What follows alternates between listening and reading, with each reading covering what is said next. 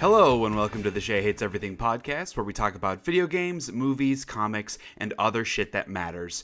My name is Shea, and today I hate specifically unchecking the opt-in box for a company's promotional emails and still getting promotional emails from them.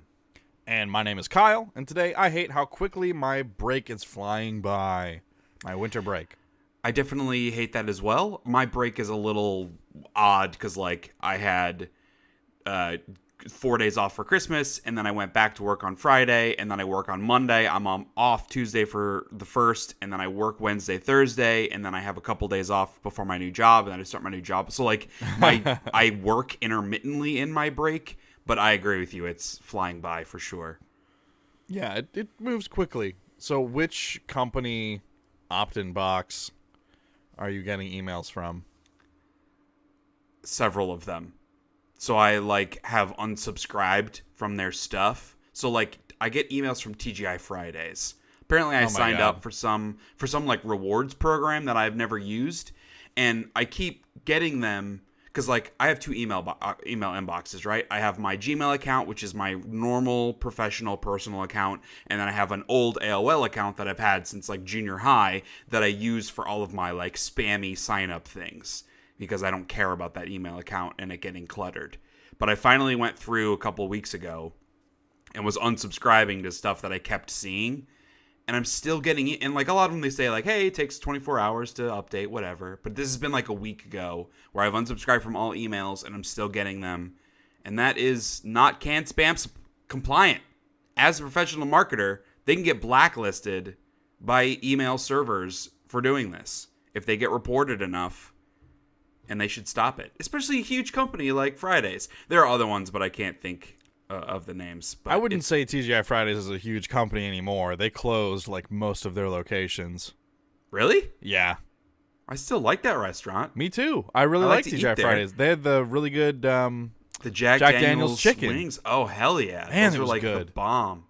Yeah, and they closed that one down over by us. They have a chicken bruschetta pasta that's also really good. And yeah, I think a Cajun shrimp pasta or something, which is really good. They have really good cherry Coke because they use grenadine when they make it. Yep. Ooh, that is as annoying as the email thing is. Actually, my hate of the week is I have decided to give up soda until my child is born. I'm going cold turkey, which I did before I got married. For 2 months before I got married, I didn't have any soda.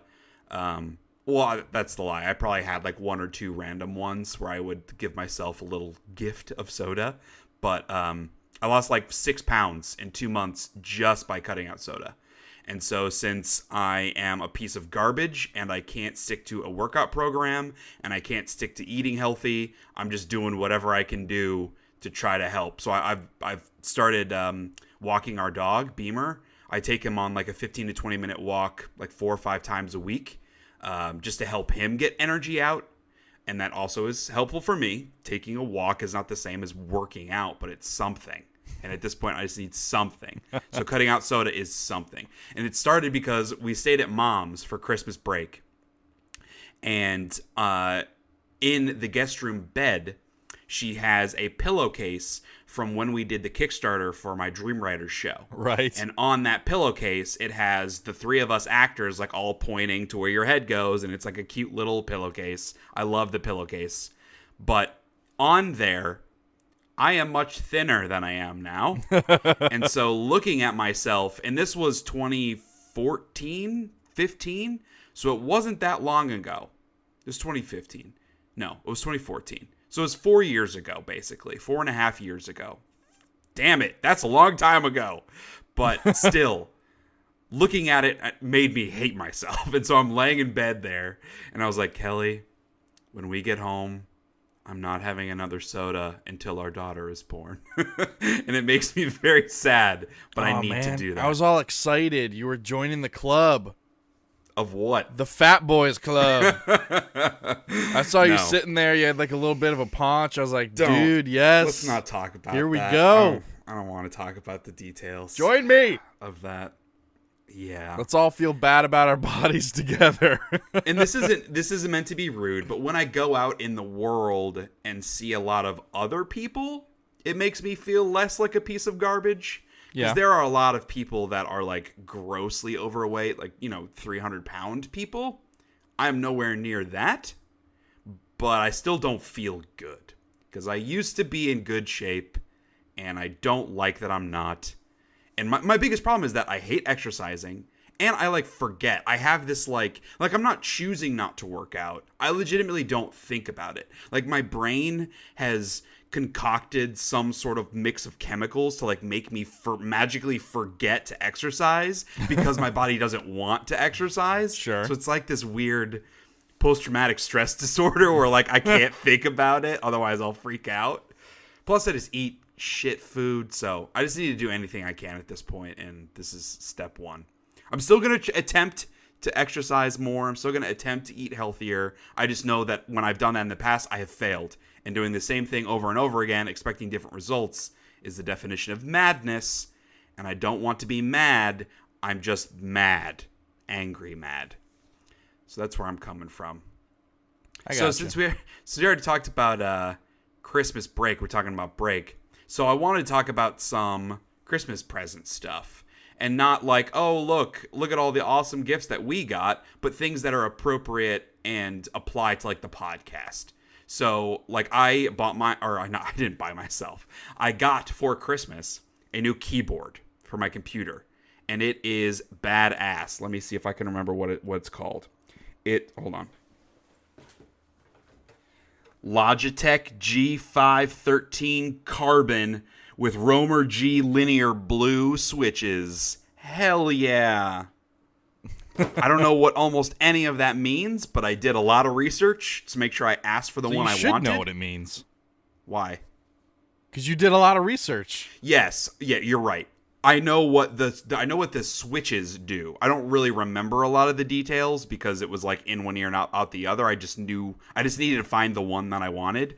But the key, no pun intended, this is not as loud as a traditional mechanical keyboard, which is what a lot of people like for gaming and for typing because it makes the really loud clicky clack sounds. Yeah. I want some of that, but I don't want an insane amount just because it annoys me. And especially it's a weird use case, but thinking about the podcast, if I need to look something up really quickly while we're recording, I don't want all in the background of what I'm doing. But I want a little bit of that just because it is that tactile feel of the keys when you type. But the biggest thing is that it looks dope. It's got this carbon fiber base, and the keys are all super fancy. And the coolest thing about it, which is also why it was expensive, is instead of the base being lit and the light goes around the keys, each key is individually lit. So each key can be a different color, and it has the full Roy G. Biv spectrum of color.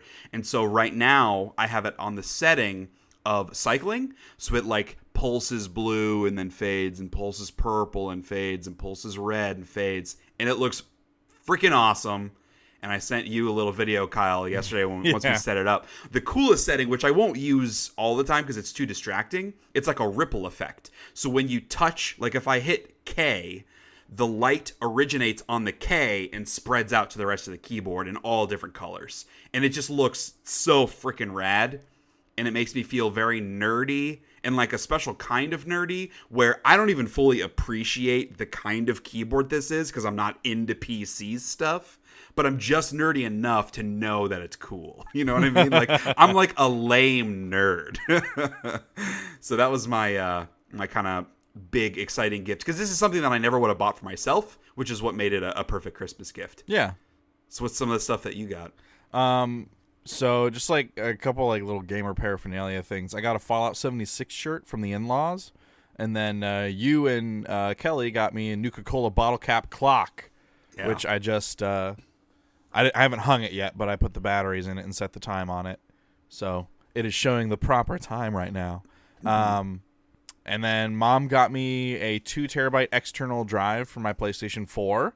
which is great because now I definitely don't have to worry about buying a Pro, because that's the only Right. reason I would have bought a Pro is the more memory. And this is 2 terabytes. Sure. So I was able Should to be go enough. through my entire library and install every game that I have not yet completed.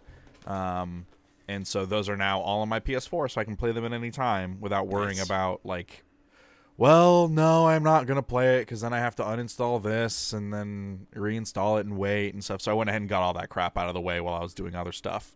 Is All that those relatively downloads. easy to hook up? Because I remember I got an external USB. drive on PS3, and it like didn't want to format, and then I wasn't smart enough to mess with it. No, I plugged it into the USB and it said, hey, you want to format? I said yes. It took about 15 seconds and then I used it.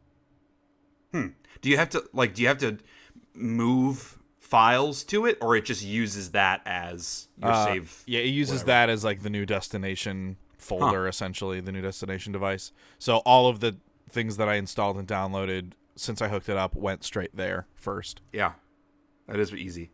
Yeah. It is annoying, though, because it takes up one of the 2 USB ports on my PlayStation 4. So if I wanted to use a headset, the headset that I have is a Triton, so it uses USB for voice chat. It's optical for sound, but in order for me to talk, it's voice chat with USB. Mm-hmm. So I would not be able to charge my controller, have the hard drive plugged in, and be using voice chat at the same time, since there's only 2 USB ports. So I don't know. Kara and I have all sorts of like AC or like wall adapters with USB ports in them from like Apple and other third-party like cell phone charger things. So Yeah. I could just like plug it into a power strip and charge a controller. I don't know. Yeah, I just wish the PlayStation 4 had more than 2 fucking USB ports. Yeah, I guess. Yeah. If you think about like the things that are Sony branded, you wouldn't really ever need more than 2. Because like the only things that I've ever had plugged in at the same time were my controller and a headset. So like I wouldn't ever need anything else more than 2. But like if you ever need to charge 2 controllers, or if you're playing like a 3 or 4 player game and you have to charge a 3rd or 4th controller, you have to buy one of their docks, I guess. Right, exactly. But yeah. So what else? Kara got me an iPad for Christmas, and then her mother and father got me the Apple Pencil for the iPad and a case for it. Then I bought myself a keyboard. So I got the whole shebang now, which is good because I have D&D tomorrow. We're recording this on a Saturday, so I have D&D tomorrow on Sunday. So I'm going to be able to use it to dungeon master my way through the day. So I know when we were together at Mom's, you were primarily using it for your D&D stuff and also sketches for the theater shows. Right. So you were doing that just in notebooks, right? Yes, yeah. So my theater sketches, I have a large like leather notebook that I have all my set design sketches in. I don't know if I'm going to switch over to doing that for the iPad with the iPad or not. I'm more comfortable with a physical pencil, and sometimes I like sketch during my breaks at work, and I don't want to like bring my iPad to work every day. I don't know. We'll see. Well, at least with the D&D stuff, I think it's going to be much easier to keep track of everything. Yeah. On a digital platform than in a notebook. Because I had that cheap Chromebook that I bought from work, but it ran like a snail. So I just threw it out. I bought it for $25, so I threw it out. Not even worth keeping around. No, it's just taking up space. So I tossed that. What else did you get?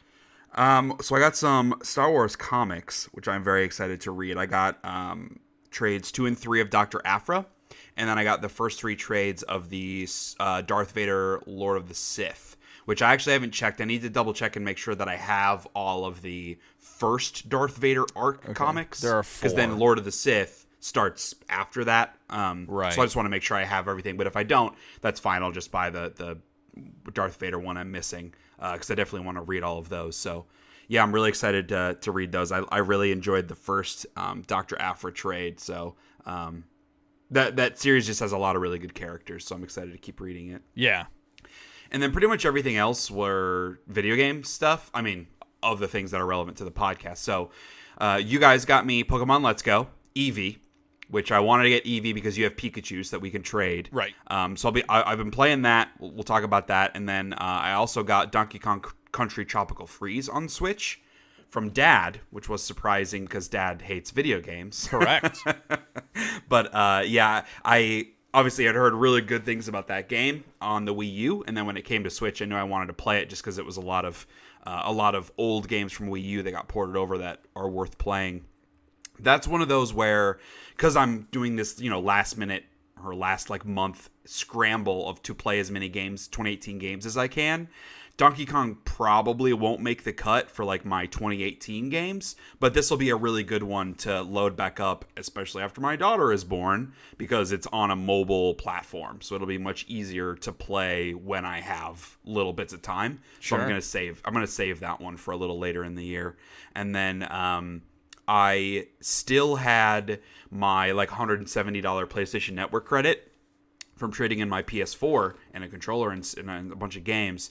So there was a big PlayStation Network sale. So I actually went and bought myself a bunch of stuff. A lot of 2018 games to make it even harder on myself. So I bought Minute, Moonlighter, and Shape of the World, which are all 3 games that I heard really good things about. Yeah. And just because they were really cheap, I went and also bought Adrift from a couple years ago because it was $5, and I was really curious about that game, as well as a game called Expand, which is a little liney, boxy puzzle game that just looked really awesome, and it was $2. So I was yeah, sure, give me that. Why not? And then Gris was on sale on the Nintendo Switch eShop, so I bought that.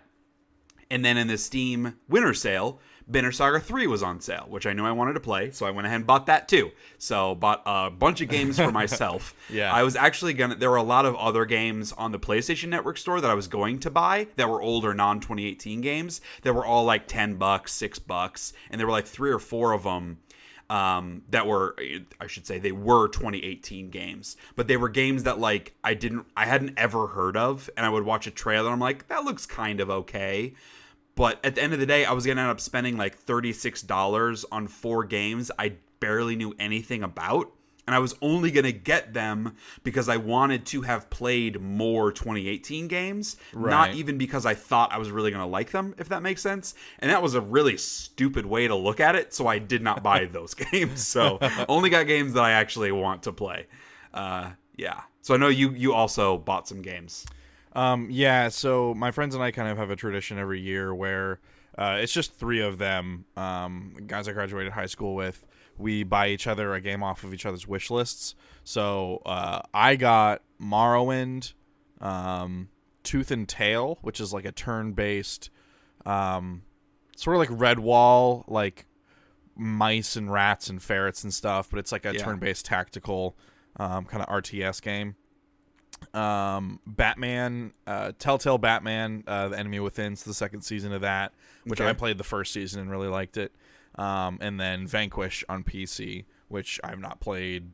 Vanquish is very good. In a very long time. I think I played it when it originally came out on PS3, but I haven't played it since then. I remember it being a lot of fun. And then I got Vanquish is a game. So a while ago, I wrote a blog post about the 20 most underappreciated games from the previous generation. Vanquish is on that list. All right. So if you want to read it, go to SheaHatesEverything.com because there are other games like Vanquish that people should play that were not super successful. Okay. And then the games I bought them were Vermintide 2 for one of them, because I was hey, I could play that with you if you want. Mm-hmm. Moonlighter, which I'll talk about later, and then Final Fantasy 12, The Zodiac Age, which I will also talk about later. And then I bought myself stuff, because why not? I bought myself Parkitect, which came out this month, I believe. It's just a park sim. Okay. And then Far Cry 5. Because I played it on PS4, and my big issue with it was that the controls didn't feel good. I was missing a lot of shots, and the guns just didn't feel great.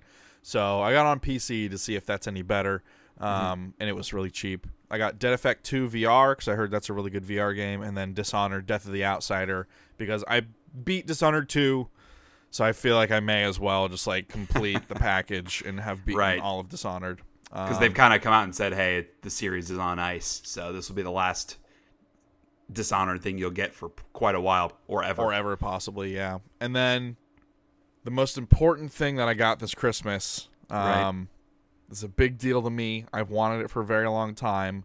I've never taken it upon myself to purchase it. I got Leon Kennedy's bomber jacket from Resident Evil 4. And it's fucking awesome. It's pretty dope. It's a very cool really jacket. Cool. Even taken out of the context of Resident Evil 4, it's just still a really cool like sort of suede leather, furry kind of jacket. Right. It's just like it's a cool bomber jacket style. Yeah. Like old school bomber jacket style. Right. And so it's got like some of like the white fur stuff coming out the bottoms of the sleeves, and the high collar and stuff from that style of jacket. It's a cool jacket. It is. It's very cool. I ran around Mom's house looking like an idiot after I opened it. Well, all right. We've got a lot of stuff to dive into as far as what we've been playing and watching, but I do want to give one final update on something much more important than Christmas, and that is I won our fantasy football league. Congratulations. So in our home league that my wife is in, my dad, my brother-in-law, father-in-law, a bunch of their family, some friends and stuff, 10 teams. The first year of the league was 2015. I won it in 2015, finished 4th in 2016 because I got really unlucky and a bunch of my guys got hurt right at the end of the year. I won it last year, and I won it this year. So I've won 3 out of 4 years, just dominating all these sad sack fools that think they know fantasy football. And to make it all the more sweeter, the person I beat in the championship was my wife. So she joined the league last year. It was her first year ever playing fantasy football. She couldn't even name all 32 teams. She probably still can't. But because she's so competitive and intelligent, she made the playoffs last year, got knocked out in the first game, but still, that was pretty good for her. And then this year, she had one of the best teams, and then in the back half of the year, she was the number 1 ranked team, and I was the number 3, even though I'd scored the most points. So we were on opposite sides of the, the brackets. So we could have faced each other in the championship, and that's obviously what we were rooting for because the way the payouts went, 50% of the payout went to the first place, 25% went to second place, and 25% went to top scoring team. And unless she were to like crazy outscore me during the playoffs, I was going to take home the top scoring. So if we could both face each other in the championship, that would mean we would get the entire all the money. And that's exactly what happened. I got first place and top scoring. She got second place. So we got all that cash money. And we got in a fight about how to spend it because I wanted to I'm like, hey, I got X amount of dollars, you got Y amount of dollars. We get to spend that on stuff for ourselves. And I kept making a joke that I wanted to buy an Xbox. I wasn't actually because it's not worth it. But like, I want to buy something for myself with this money that I won due to my superior skill. And she was like, no, we need to save it. We need to buy stuff for the baby. We need to do this kind of crap. And I'm like, no, I'm going to buy something for myself. So we got in a fight about that, but we eventually kind of worked. Her thing was she didn't want me to buy a bunch of frivolous stuff, like an Xbox. So we talked about it, and there's some stuff from our Christmas lists that we didn't get that we want. So I think we're going to buy those. Like there are a couple pieces of clothing that I want. She wanted a new band for her watch. So I think we're going to buy that kind of stuff and save a little bit of it for baby crap. But that's why we're having a baby shower. We aren't supposed to buy anything for our child. That's how it's supposed to work, right? Yeah. I've never been a parent before. Right, no, parents don't spend money on their children. So yeah, I was really pumped that I won. Really, and it was a close-ass matchup too, dude. Like going in, it was the Sunday night game. She had 2 of her best players. I had my kicker. Like your stud players could score like between 20 and 30 points would be a really good game. Your kicker could score like 6. So the kicker does not score very many points. So she had 2 of her best players. So she could get like 60 points from these guys. I had my kicker and I was ahead by 30 points. So I was not confident whatsoever. I ended up winning by like 2 points. It was really, and like right to the end of the game, I was just crossing my fingers that they didn't pass it to this guy or this guy because it was on her team. And in fact, like the team, it was the Kansas City Chiefs that her players and my kicker were on. They marched down the field, and I was like, if they score, it's probably going to go to one of her 2 players, and that will take her over the top. Like, if they score, she's going to beat me. But instead, they kicked a field goal, so I got points for my kicker, and that ended up being the decision maker, that last drive of the game. So, really fun. Obviously, we're both hyper-competitive, very stubborn, passionate people, and so we were not all that nice to each other leading up to the matchup, and she was just, like, on edge the whole time. And I'd honestly, not, like, given up, but I was like, I don't think I'm going to win. I legitimately don't think I'm going to win, so I've kind of accepted that, and I'll be bummed, but it is what it is. But then when I did win, I think I was relatively gracious. Far more gracious than I usually am when I beat her at things. But now she's taken it. But she's not going to listen to the podcast anyway, so I can say whatever I want. So, fantasy football's over. I'm bummed, but now I can just watch football and enjoy it versus being stressed every Sunday about my fantasy football scores. So, what do you say we jump into some video games? Sure. So how about you tell me what you've been playing, man? So I haven't had a lot of time to play anything because family keeps getting in the way. Shea, we are just the worst. You are the worst. Yeah. But I got my Animal Crossing time in almost every day, which is very important. Stick to the routine. Mm-hmm. I did play Mutant Year Zero. I know last episode I had purchased it, but had not played it yet, I think.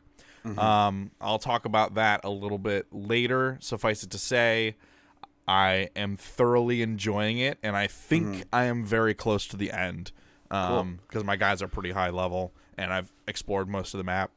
I just got Parkitect, and I played it last night for a little bit. It has like a really fun kind of like a saturated art style with like a lot of like smooth edges and like fat little trees, and like your guests have like big heads and small bodies, and it's just like a fun art style. The controls take a lot of getting used to. There's not as much freedom in the camera rotation as I would like, so your I don't know if it's pitch or yaw, but like your the angle at which you are viewing things, like, so you have like top down, and you can kind of rotate the camera down to see like a little bit into buildings and stuff.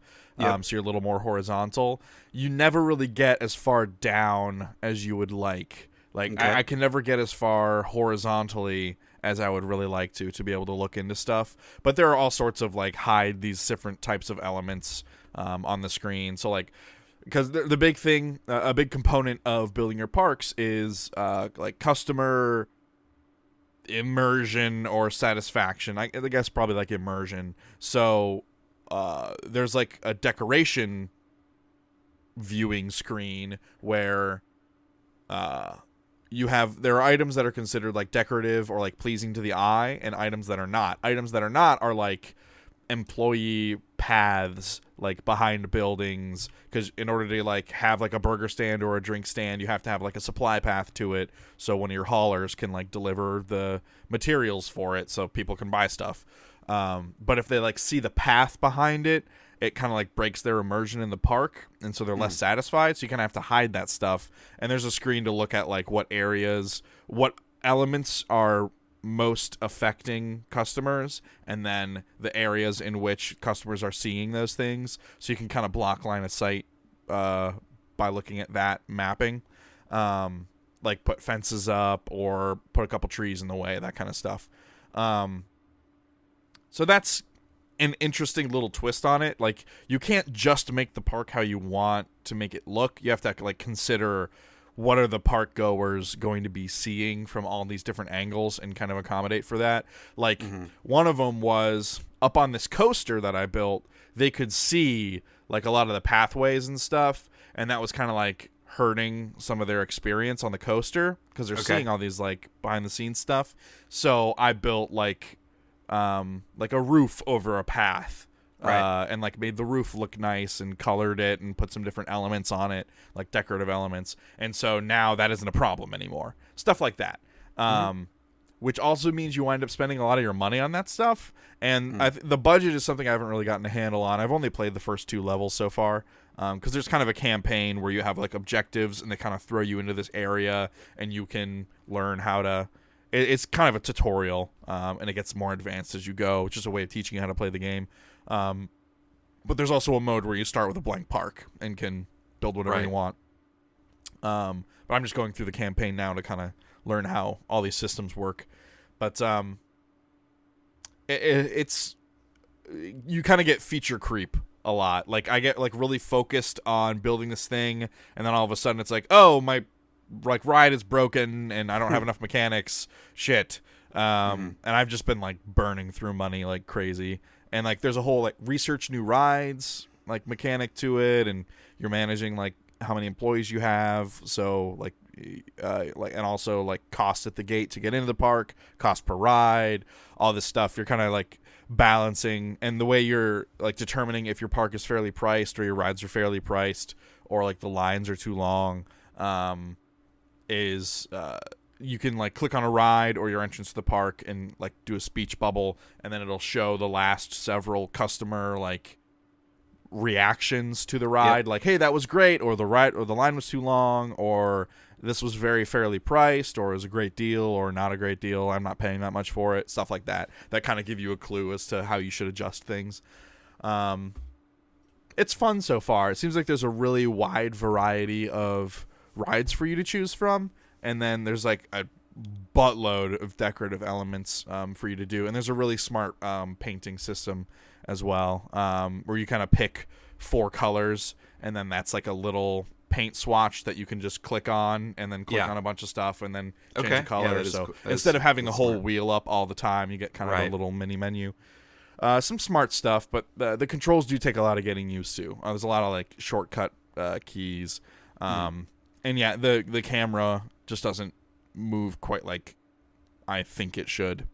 But I'm getting used to it. And then on my new iPad, I got Kingdom Rush, which is just like an old tower defense game. It's like the tower defense game that people talk about when you bring up the genre. It was kind of like the original good one. Just a fun art style. There are newer Kingdom Rush games, but I just got the original one because it was free. Okay. Are there like microtransactions? Yeah, there's like you can buy like gems or whatever, and you use the gems to buy like one-use items in the levels, but you also earn the gems through just playing the levels. So you could like farm a couple of easy levels and have enough gems to buy an item to help you in a later level, stuff like that. I haven't had to use those yet. Each level has like the normal version, and then there's a version where you can only build towers to a certain level, or and the waves are harder, and then there's a third level where you can't build certain towers, so it kind of restricts your choices there, and you have to really think about what you're doing. And then so you have 5 stars essentially that you can earn from each level. 3 for beating it without losing too much health or letting too many enemies through.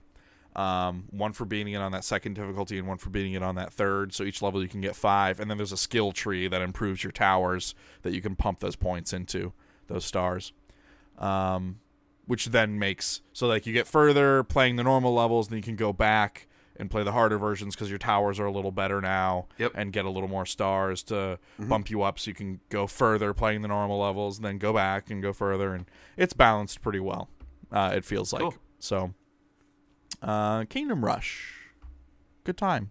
The new hotness. Yes, the new old hotness.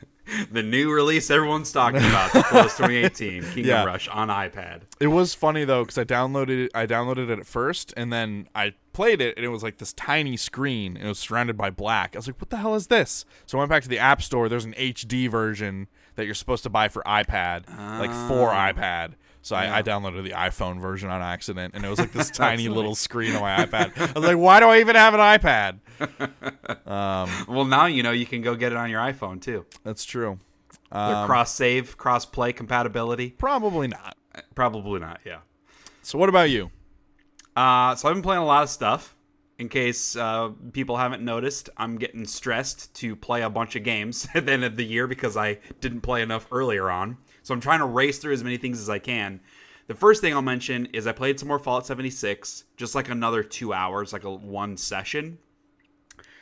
I think I might be done playing Fallout 76. Aw. Unfortunately. Yeah. I mean, I might hop back on, like, if you're going to play and we can play together, but in terms of, like, it being one of my games in rotation, I've just kind of figured out that I'm not really having fun with it. So I keep having this where I run across random enemies in the wilderness that are like crazy higher level than me. So I'm like level 12 or 13. And I keep I'll come across a huge group of level 12 Mirelurks where there are like 5 of them. Plus a level 35 legendary Mirelurk, which I can't beat because he kills me in 2 hits. And then I'll go to another area. There's like this little campsite place where I came across a couple of rad scorpions that were already really hard to fight.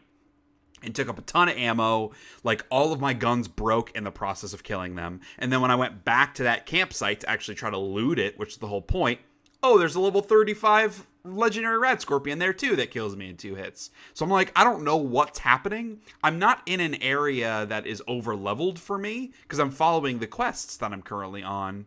It's just, maybe I'm just getting unlucky with the spawns or something, but that's not fun and not something that I've ever had happen in a Fallout game like this where you randomly come across way over-leveled dudes out in the wild like that. I know you talked about that kind of penitentiary quest. Yeah. That's like this old castle. So I went and did that, and it was actually an awesome thing that happened because I came up across it, and there were 2 vertibirds that were attacking it. Like Brotherhood vertibirds that were obviously AI controlled, and there was some kind of drone that was shooting it. So like the super mutants are all fighting those guys, and I was trying to sneak in like behind them and try to take some of the super mutants out, and then I got attacked by like a wandering group of Mirelurks. They were just like they were just walking in a straight line, like 4 of them just walking in a circle, and I guess they found me and came and attacked me. So I'm like backpedaling and fighting those guys off, and I finally wipe them out, and then I go back to trying to sneak into the penitentiary. I get embroiled in this huge battle. One of the vertibirds gets shot down and explodes like right in front of me. It was all really badass stuff. So I take out all the super mutants in the courtyard area, and I'm exploring, picking up some ammo and stuff, and there's like a little basketball court in the corner. I go over to loot a super mutant there, and then all of a sudden I turn around, and there were like 15 super mutants right there. And what happened was all of the enemies that I just killed all respawned. Oh, jeez. And so I died. Because I was trapped in a corner, I couldn't move, and there were literally 15, if not more, super mutants all shooting at me at once where I have no cover. So I just died. And I was like, okay, why did that happen?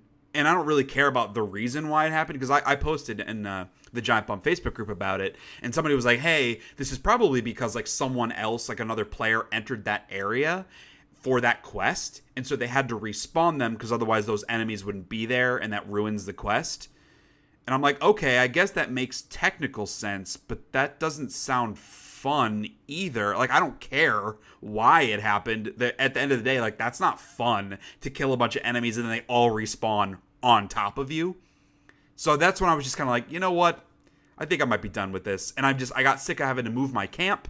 And every time you move your camp, you have to rebuild everything, which doesn't cost anything, but it's still tedious to go through the menu. If you move your camp, it should place it the way that it was before. I feel like that would be... Maybe they can't design that. Well, no, that's the work. blueprint system. Have you been using that? No. Okay. I thought the blueprints were for the items, right? No, so you can blueprint your entire camp. I've heard you don't want to do it with the... and maybe they fixed it since I played, but you don't want to do it with the, floor... So you will rebuild the floor each time, but then you blueprint everything that's on top of that, all the items, and then you can just basically snap it onto the floor once you build it in a new location. So where's the tutorial on the blueprint system? I don't know, man. Exactly. I didn't even know that existed. Yeah. So it's a really smart system if you can use it. Yeah, if you know that it's sounds there. Okay. I mean, it's still tedious, and the reason I have to keep doing it is because I'm constantly over encumbered because everything weighs a shit ton. My guns are constantly breaking because all my weapons are too weak but even upgrading them, I'm still barely doing any damage, and I'm not finding any stuff that's better. It's just like I'm stuck in this loop of being underpowered, plus it's buggy, plus these spawn things and the random enemies. Like, nothing about it. I'm not having fun with anything about it, except for the random, like, notes and the audio diaries and stuff. Like, that's the only thing that I was enjoying. Like, I did a little ambient quest that I found when I was out wandering, and it was like a reenactment of this, like, Civil War thing. Yeah. Where, like, it's the Union against the whatever the other ones, the Confederates, and you're, like, storming this wooden base. Right. And that was really fun. Like, I enjoyed doing that. And you get those cool outfits. Yeah. And so I got there and I beat them all, and I'm kind of looting around the place. And then I keep hearing that, like, beep sound that when those enemies that have the codes for the nuclear codes, there's like a beep sound that happens. And I couldn't find where it was. And then come to find out, it was a Scorched. Are those the enemies? Yeah. There was a Scorched that was stuck inside of a mountain that I couldn't kill because she was stuck in there. But she could sure shoot me. And so I just had to, like, leave. I'm like, again, like, this fun quest that happens, and then something happens to completely undermine and ruin that experience because of a bug. So I'm really frustrated with that game. I still think there's a lot more to it than a lot of people do. I don't, like, hate the game. I've just, after now putting in probably 20 hours, I'm just not having any more fun, unfortunately. But hey, if you want to play, I'll still play with you. Yeah, I would. I'm, like, trying to play all the other stuff since I've already played some of it. But I do really want to get back into it. Yeah.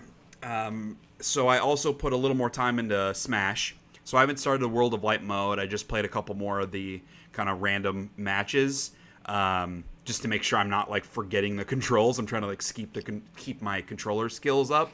So I will dive into the World of Light mode maybe in the next 2 weeks, just because I have so much other stuff to play. But I want to see what it is, because I've heard really awesome things about all of the nods to old Nintendo stuff. So I'm curious to see what that looks like. Still grinding away at Assassin's Creed Odyssey. It's still a solid game, but there's too much of it. So I've gotten deeper into the mercenaries part. They are a huge pain in the ass. They're fun fights because they're all like mini bosses, basically. Like it's like the Nemesis system from Shadow of Mordor, where they all have unique weaknesses or strengths, and you kind of have to, figure out your tactics based on those. And they all have different weapon types. Some of them have shields, some of them are huge hulking guys with a big spear, that kind of thing. One of the guys I fought had a wolf with him, like a wolf companion kind of thing, and like that part of it's fun. The issue is once you get a bounty on you, they know exactly where you are, like the area that you're in. And so you can hide from them, but like if I don't want to fight, so like one of them, I assassinated a dude for a quest and I got caught, and so I had like 5 bounty levels on me. So there were 3 mercenaries coming after me at once, which is too much to try to fight because these are very difficult enemies.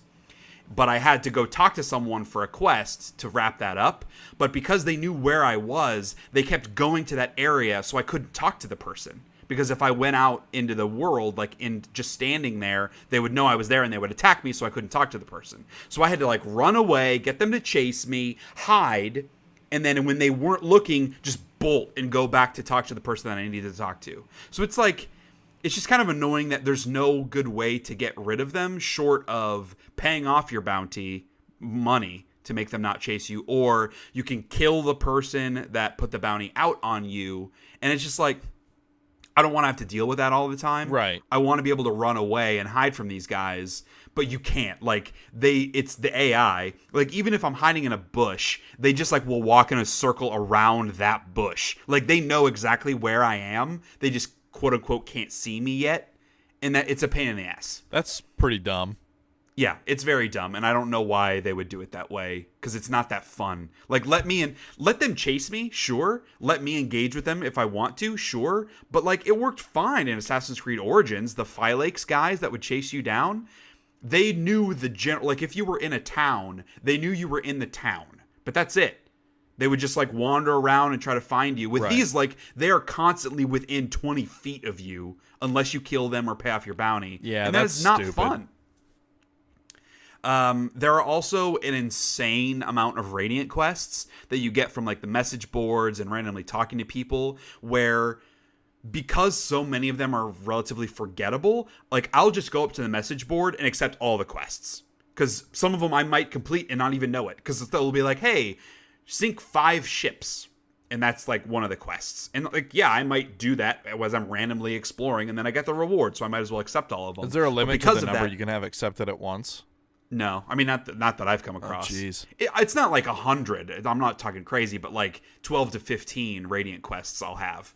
Man. And so it just makes them feel a lot less special. Right. And then I also get lost a little bit where the actual side quests are versus what are the forgettable Radiant quests. And some of that's on me because of I'm literally just going in and like, yes, accept all. I'm not even going to read these anymore. But that there's just kind of like so many of them that one session I just got in a loop of doing all these Radiant quests because they were all like close to each other. And I just went and did like 5 or 6 of them over the course of an hour and a half. And I was like, wait, I just did all these Radiant quests that give you very minimal rewards. I didn't really accomplish anything in this play session. So I'm going to try to steer away from that a little bit. And then the final complaint, I'm realizing this is a lot of complaining about Assassin's Creed Odyssey. I still really like the game. I'm having a lot of fun with it. But these are new issues I've had since the last time we talked about it. The load times are bonkers. Like, they're the worst load times I can remember in an Assassin's Creed game. One, it always takes a long time to load up from the main menu. That's understandable because it's this huge open world game. But, like, loading into any little talky cutscene, like where you go to talk to a quest giver, can take like 30-second load to talk to that person. Wow. Plus, I'm coming across loads that are in the open world, where I'm like just running or riding my horse, and then it freezes for like 15 seconds while it loads. Like, and I remember coming across that occasionally in Destiny. That would happen sometimes. Right. But, like, I can't think of very many other open world games where that happens. And this happens fairly regularly. At least once or twice every time I play the game, I'll, like, hit a load wall as I'm just randomly exploring. And I feel like that it really kills the immersion, especially in a game where you are literally playing a character who is in virtual reality in another universe. Like, it takes you out of it like 3 levels in a row. So that's been kind of annoying. Yeah. But I still really like it. I guess it just must be some sort of a data streaming problem. Just too much crap to load in. And it's a huge game. I still have barely touched the surface on the different places to explore. So here's a positive. So I came across... Oh, shit, I don't remember her name. But it looks like it's like a long quest that I'll be on the entire time I'm playing the game, where I'm hunting down legendary creatures. Artemis. I think it was Artemis is her name. She's a demigod, as is your character. Okay. She's also kind of sexy. But I got to fight this like giant boar that had a bunch of like regular boar babies. And it was just a cool boss battle with this huge freaking boar. And there are a lot of other ones where like, oh, it's a special lion or a jaguar, this deer that's aggressive. So, and they're all like leveled. Some of them are like in the level 30s and stuff like that. But so I'll be doing those as I progress in the game. And I got a really cool bow from doing this first one, so I want to keep doing them. But that's like an example of, hey, this is a good side quest with a really cool character that has a fun personality that is really fun to flirt with Cassandra. So I'm gonna play some more of that today, actually. I started Pokemon Let's Go. And complained the whole time. I just don't get it. I don't get it. I know, no, that's not true. I do get it. I just think it's bad. So, like, they made this game for young people. People who played Pokemon Go yes. in an effort to convert them into console or handheld Pokemon players. 100%. My issue is Pokemon Go is a bad video game. Yes. If you like Pokemon, if you like the exploration, getting together with some buddies and going and doing a raid and catching your CP 3500 level Moltres, great. But the mechanics of it as a video game are shitty. It's a bad video game. I feel like objectively, it's a bad video game. So why would you put those mechanics in a core video game that you don't have the same limitations like is playing on a phone. You have an actual console now. All of this to say, catching Pokemon sucks ass in this game. I hate it. It's completely random. So like for people that aren't aware, when you catch Pokemon, there is, I mean, it's like sort of motion controlled ish. You have to aim the Pokeball and then you throw it, and there is either a green, yellow, orange, or red circle that is on the Pokemon that expands and contracts. And you want to throw it at the perfect time to get a great or an excellent rating. Also, the Pokemon will do stuff like jump or like swipe that is timed that will knock away or make your Pokeball miss. So you kind of have these two mechanics happening at the same time to catch the Pokemon. And if you're thinking, that sounds kind of interesting and maybe would keep it from getting repetitive, you're fucking wrong. Because, for one, getting a great or an excellent rating on your throw literally means nothing. If the Pokemon has a green circle or a red circle, you get an excellent on a green, or you completely whiff on a red. It doesn't matter. Well, it's a coin flip whether or not you catch the Pokemon. I think it has to do with how much XP you get when catching a Pokemon. Like, if that catch succeeds, it's how much XP you get from the catch. But the color has a direct relation to how difficult the Pokemon is to catch. Right. There's a tooltip that says this. My point is, it doesn't matter. It is completely random. And I don't know if it's 50-50 or if it seems like it's more like 30% chance to catch, 70% chance to not catch with literally every Pokemon. On my 5th fucking Caterpie, it takes 6 Pokeballs to catch it, even though I'm doing it exactly right every single time. It is so frustrating. Nothing about it is fun. Nothing about that system is fun. It is completely random. There is no skill, literally no skill involved. You throw berries to like get them to stick around, and that has had zero influence. You have different quality of Pokeballs, Great Balls, etc., Premier Balls. I'm still early in the game. I'm right before Mount Moon, I think it is, after Pewter City. And in my experience, I have missed 3 times in a row on a level 5 Pidgey with 3 Great Balls. Like, it doesn't matter what berries you use, what Pokeballs you use, when you throw it, where in the circle you hit it. It doesn't matter. It's totally random if you catch the Pokemon. All of that would be it would still be terrible, but it would be less of a problem if it weren't for the fact that catching Pokemon is how you level up your Pokemon. They level up through battle, sure, but the primary, like, you can't grind by defeating random wild Pokemon. There's no Pokemon battles with wild Pokemon. You only catch them. And so you have to catch a bunch of them, and ideally a bunch of the same Pokemon in a row, because you get XP gains based upon that. Right. And so that, again, isn't fun, because then I'm in a big thing of bushes where, I caught 3 Ekans in a row, so now I'm just going to fucking sit here and wait for more Ekans to spawn so I can go through this arbitrary, unfun, luck-based Pokemon catching thing so I can level up my guys enough to go fight Brock. I just don't get it. I don't understand, because it is so unfun, and everything else about the game is awesome. All of the stuff that is the same as the old Pokemon games is super fun. The animations for the battles are great. The game looks beautiful. Like, it's not like super high res, but it's very cutesy and colorful, and I love the designs of all the Pokemon. All of the music is fantastic. Running around in this like faux 3D version of one of my favorite games of all time is just an amazing nostalgic experience. But catching Pokemon is so unbelievably unfun, and it's the thing you do the most in the game. And it really pisses me off, because this should have been so easy to nail.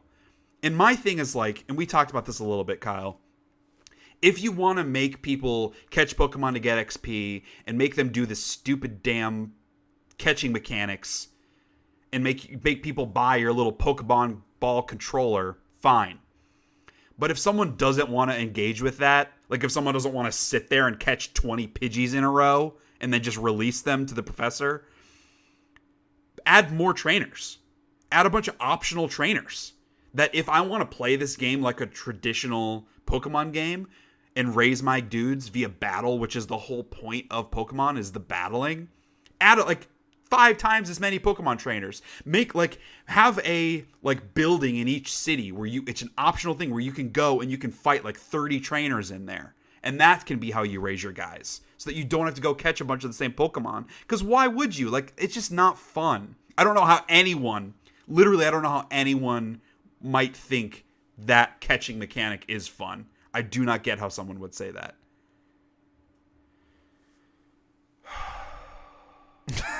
It just frustrates me, dude. Because I love Pokemon so much. And because I'm talking to you, who bought me this, I don't want it to feel like, oh, I am angry that you bought me this. I want to play it. Like, I wanted to play it. I wanted to see it. I still love, like I said, all the other stuff about it. I'm still going to play the whole thing. It's not like this is going to stop me. It just, this could be my favorite game of 2018. And instead, it's easily my most disappointing game of 2018 because of the catching Pokemon. So frustrating. We apparently have that new core Pokemon game coming this next year. Yes. So they say. And if it looks and plays like this one, but the catching is back to normal and the battling is back to normal, hell yeah. It will be Game of the Year. But if they still try to shoehorn some of these Pokemon Go mechanics in it, I will not buy it. I'm glad I'm playing this because there's also the nostalgia factor. But if this was a brand new Pokemon game with brand new Pokemon, new settings, everything, where I'm not already invested, I would have zero interest. Yeah, me neither. The only reason I'm still playing this is because it's core Pokemon still. And I love having Eevee fucking ride around on my head. It's adorable. And you can the dress game him pisses up. me off. You can dress Eevee up. I know, we're wearing the same hat. We're wearing matching hats right now. And it's awesome. Finally, the new hotness started playing Guacamelee 2. So the first game, I think, is one of the more underrated games from the last generation. Was one of my favorite games in 2013 when it came out. Been really highly looking forward to this. I didn't think we'd ever get a sequel. Obviously, it took me way too long to actually dive into this because I've been playing so many other things. But it's fantastic. If you like the first game, you're going to love this one. It looks beautiful. They're really taking advantage of the more horsepower on the PlayStation 4 versus the PlayStation 3. Everything's super fluid. It has the same Metroidvania sort of mechanics where you'll come across a lot of colored blocks that you can't get through until you get a super move. I feel like they're doling out the super moves quicker this time around, so it's not as tedious and backtracking. In the first game, it was very difficult, right? So it was this combo action platformer with pretty difficult combat and then really difficult platforming sequences where you had to use your special moves. And then the boss battles were like Mega Man style boss battles. They were like super, super hard. Right. To the point where like it felt kind of frustrating by the end. Like by the end of the game, as much as I loved it, I was glad I was done with it because it was such a frustrating game to play. I feel like this game, I've done 3 boss battles thus far. I've beat all of them on my first try. So I don't know if that just means that the second time around I'm yet even more comfortable with everything, or if they are in fact easier. I would think they're probably easier. The boss battles are. But the platforming is much more difficult in this game than it was in the first one. The combat's about the same because you use a lot of the same moves. But the platforming, there are it's like 3 different systems that you have to integrate at the same time, which is just very complicated and kind of fries my brain sometimes. So one is the super moves, right? So you have a left-right dash, you have an upwards uppercut, you have a ground pound that you use to like move in one of those directions really quickly. Okay? And then you also have a double jump, pretty standard. And then there are these particular notches that you can kind of like hook onto that catapult you in a certain direction. So you have to like jump up, hit, so, X to jump, X to double jump, up circle to uppercut to get even higher, and then triangle to latch onto the thing with shoot you over, and then you can double jump again, and then over dash to get to the platform that you need, right? So that's a lot of buttons just to make a single move. Right. Layered on top of that, the whole story of this game is it's multi-dimensional. So you're in all these different dimensions that are all like parallel universes. but you can switch between two. So you have your regular dimension and your like Dia de los Muertos style dimension. Different platforms, those little hooks that you catapult on, enemies can be in either dimension. So a certain platforming sequence might, like the one that I just described, jump, double jump, uppercut, catapult, double jump, side dash. That sequence could also take place where you need to switch dimensions while you are doing that. Right. So like, say there's a platform that you can't jump through. So you jump, double jump, switch dimensions so you can uppercut through a blank space, switch dimensions back because the catapult thing exists in this dimension. So then you catapult over, double jump, switch dimensions again because there's a wall in the way of your side dash through that now empty space, and then switch dimensions again because that platform only exists in one dimension. So instead of it being like 6 button presses, it's like 8 or like 9, 10 button presses that are all like a really specific order that you have to do them. Right. So it's like a lot of so you like enter an area, switch back and forth in the dimensions, like come up with a game plan and like plan your move ahead of time and then try to execute on it. Yeah. So that is all really, really satisfying. It is really difficult, and I'm not like the most #gamer. Like I'm not like the like the best video game player. There are a lot of people out there with a lot better stick skills than me. I'm competent. I'm above average, and I really struggle with some of these. The biggest thing is like after you fail a couple times, your brain just starts to mush. Right. Right? Because like you're trying to memorize the order that you have to do everything, and that gets it like that, the repetition of it doesn't help. It actually hurts. So sometimes I just have to like put the controller down, like just sit there for a couple of seconds and then go back in. It's like a Super Meat Boy style thing, right. But there are multi-dimensions and different moves and stuff versus just platforming.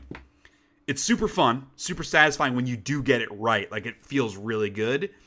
What makes it a little more frustrating is that sometimes it requires really precise platforming, not just like the correct ordering and the right moves at the right time, but like fitting in this like one like really small area, or like when you switch back and forth dimensions, you have to be exactly pixel perfect. Otherwise you can't switch dimensions at the right time. Oh. And that like, it just kind of goes against the nature of the game because it's pretty like fluid, which sounds weird for a platformer, but it's a pretty fluid moving game. It's not like pixel perfect accuracy style. And so sometimes that comes across where it becomes a little bit annoying, but overall I love that aspect of the game. It's really satisfying. The combat's super fun. There's a ton of different moves so you can do to experiment, and it kind of guides you where some enemies have a green shield, which means you need to do a ground pound. Some enemies have a red shield, which means you need to do an uppercut in order to be able to hurt them. So that helps keep things fresh, as well as like you'll come across 4 enemies. 2 of them are in one dimension, 2 of them are in the other. So you have to move between dimensions to do damage. So a lot of that, like, it's just really, really cool.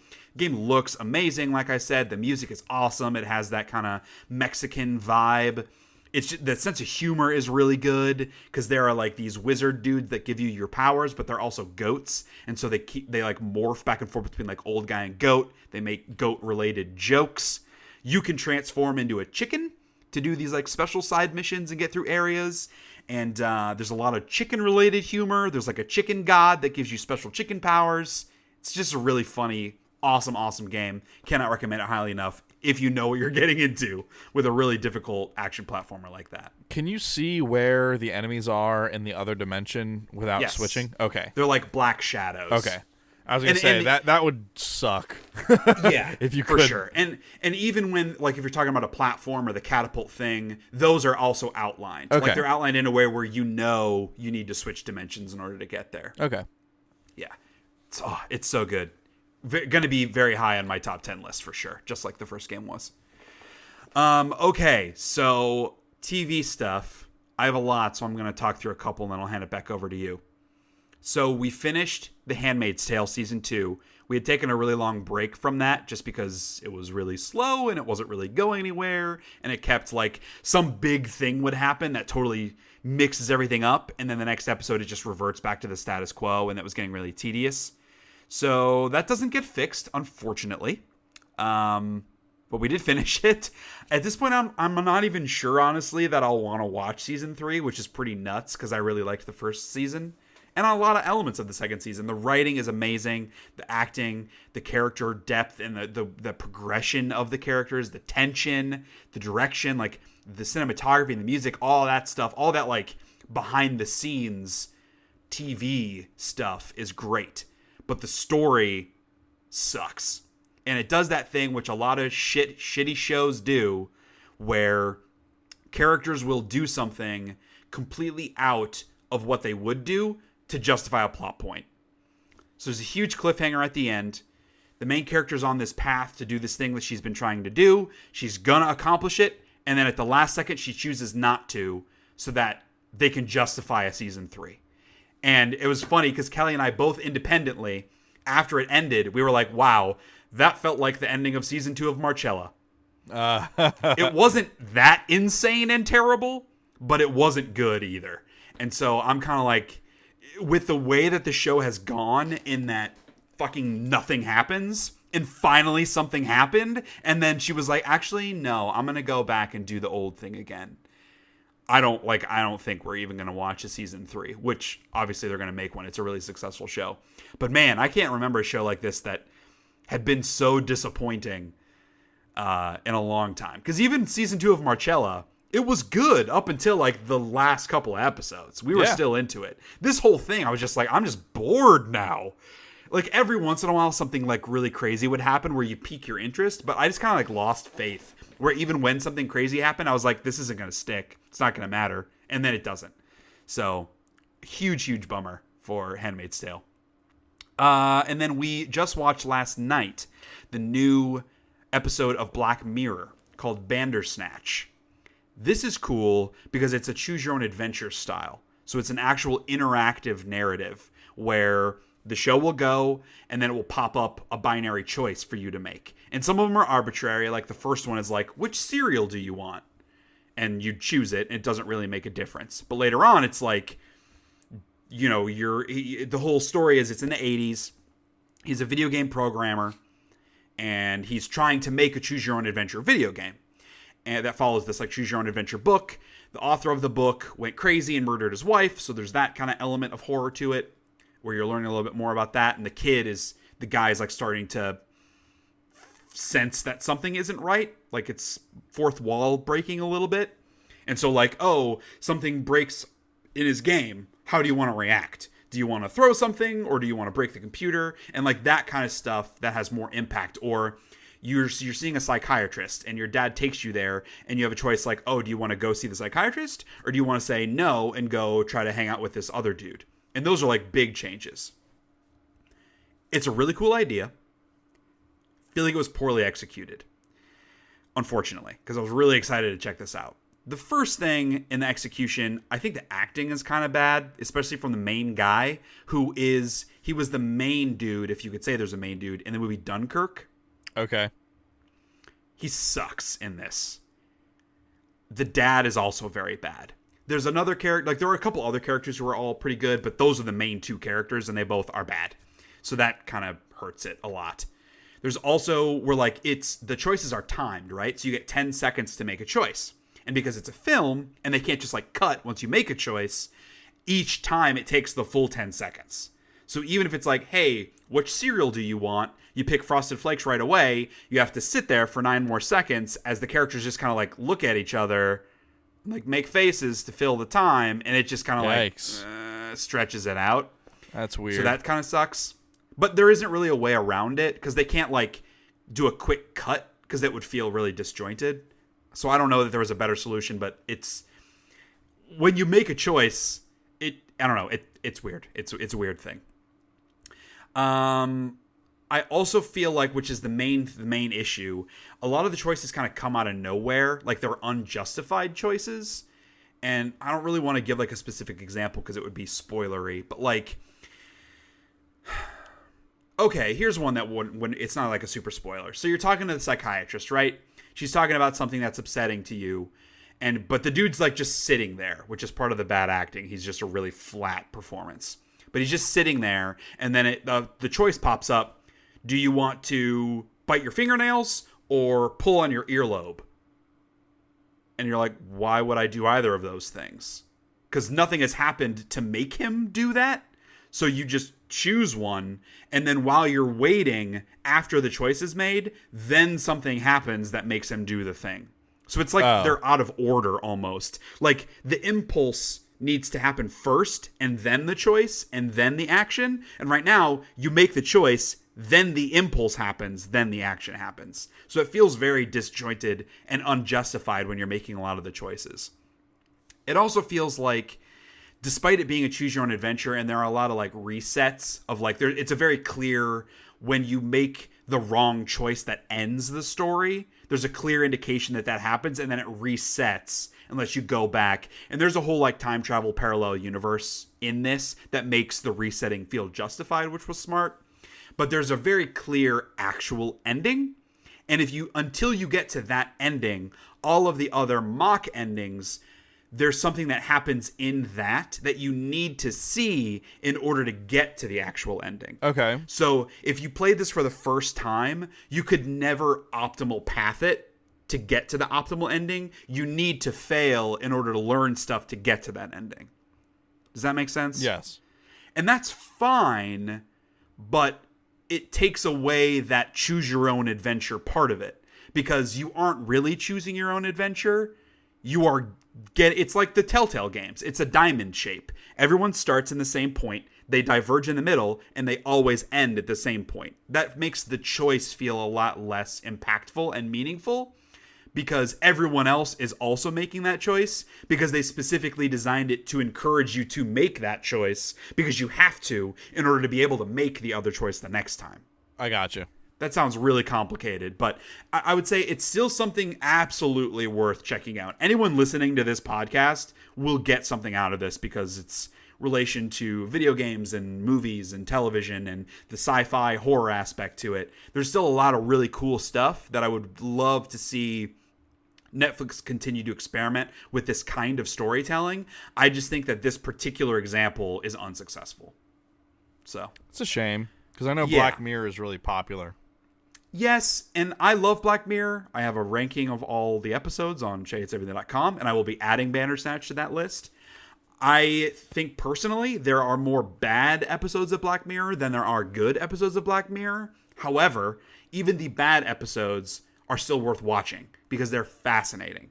And they always say something interesting about society or have some interesting twist on a trope that's like worth experiencing, even if the actual story is poor.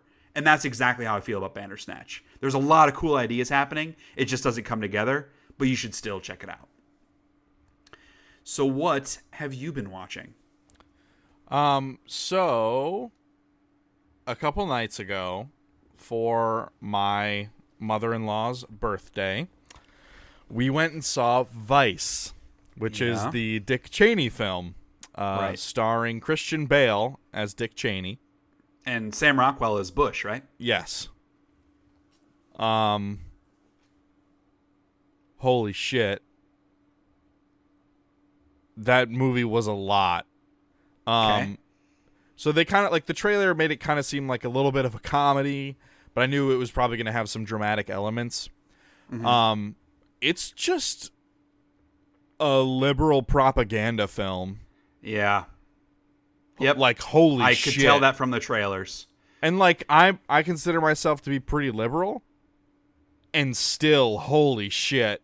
Yeah. Just, like, Cheney maybe tangentially responsible for 9/11. Yep. Like, like it's in. I was like, I haven't holy seen it, shit. But it sounds like you're confirming my assumptions based upon the trailers. What they did was like, let's take these real life people and real life scenarios and manipulate them in an almost farcical way to just completely shit on Republicans. Yes. And I'm like, that seems like a terrible movie to make. Like, why would anyone take this seriously? Oh, right, it's Hollywood, so everyone's gonna love this.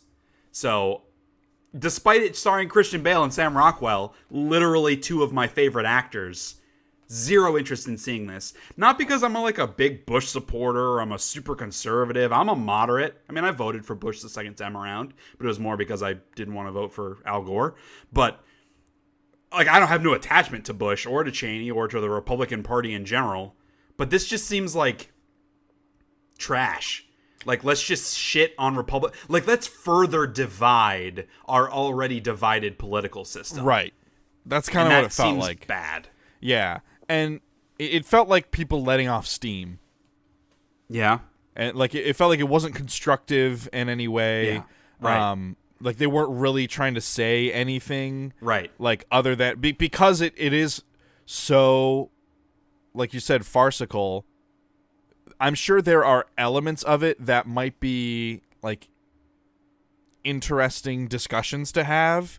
Mm-hmm. But I don't know that there's really anything of value that it presents the watcher. Yeah, it was strange. Okay, I guess like the thing of value in the movie is that everyone just does a tremendous job. Sure. Like Christian Bale as Dick Cheney, holy shit. That guy can fucking do anything, apparently. Yeah, because that's been proven time and time again. He is phenomenal. He's like, Meryl Streep. Like, he can literally play anyone. Yeah, and like even Steve Carell did an awesome job as Rumsfeld. I think he's Rumsfeld. Okay. Yeah, just like the performances in that film are phenomenal. If there is a reason to see it, it's that. But just like they have like all of these, like they'll just do like straight up propaganda shots, like black and white film style, like propaganda sequences of like subliminal messaging stuff, but like they kind of let you know that this is subliminal messaging, so it's that it's not effective. It's just like, here, this is what the government does to us, like to manipulate how we process and view information. And some of that stuff's not off base, but it's just that it's one-sided. Right, exactly. And so therefore it inherently doesn't have like debatable value because it is so one-sided. Right. And I think that's a shame. Like, all liberals that see this are going to love it.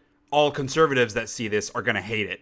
Therefore, like, it has no actual value in that discussion because it isn't sparking any conversations. Right. It feels like it feels like social media. Right. Yeah. Like, this film is echo chamber the movie. Yeah, exactly. This film isn't seeking to start a discussion. It's just like, here's how we feel. Right. Like, that doesn't help anybody. I don't know. That's disappointing. I was hoping that maybe my take after the trailer might be incorrect. So it sucks to learn that, yep, it's exactly what I thought it was going to be. Yeah. Which means I'm not seeing this. It would just piss me off. Right, yeah, exactly. Like, I was just, like, flabbergasted the whole time. And, like, Kara and I were sitting next to each other just, like, sharing looks the entire time. Yeah. Like, did they really just, like, is that where we're going right now? Wow. Yeah, and, like, I don't know. I'm just going to go ahead and say it because, like, whatever. It is there's a narrator, and you're like, who is this guy? He's like, well, you know, in some ways I am related to Cheney, and we'll talk a little bit more about that later. Like, who the fuck is this guy? And, like, it keeps showing, like, he'll be narrating, and it'll cut to him, and he's doing something from his life. And like interacting like with his wife and daughter and stuff, or like going out on a jog or whatever, and then he's like over in Afghanistan or Iran as a soldier, and it turns out like he is playing. So the narrator is played by a guy who is playing the part of the person who donated their heart, who passed away, who was the heart donor for Cheney or his heart transplant.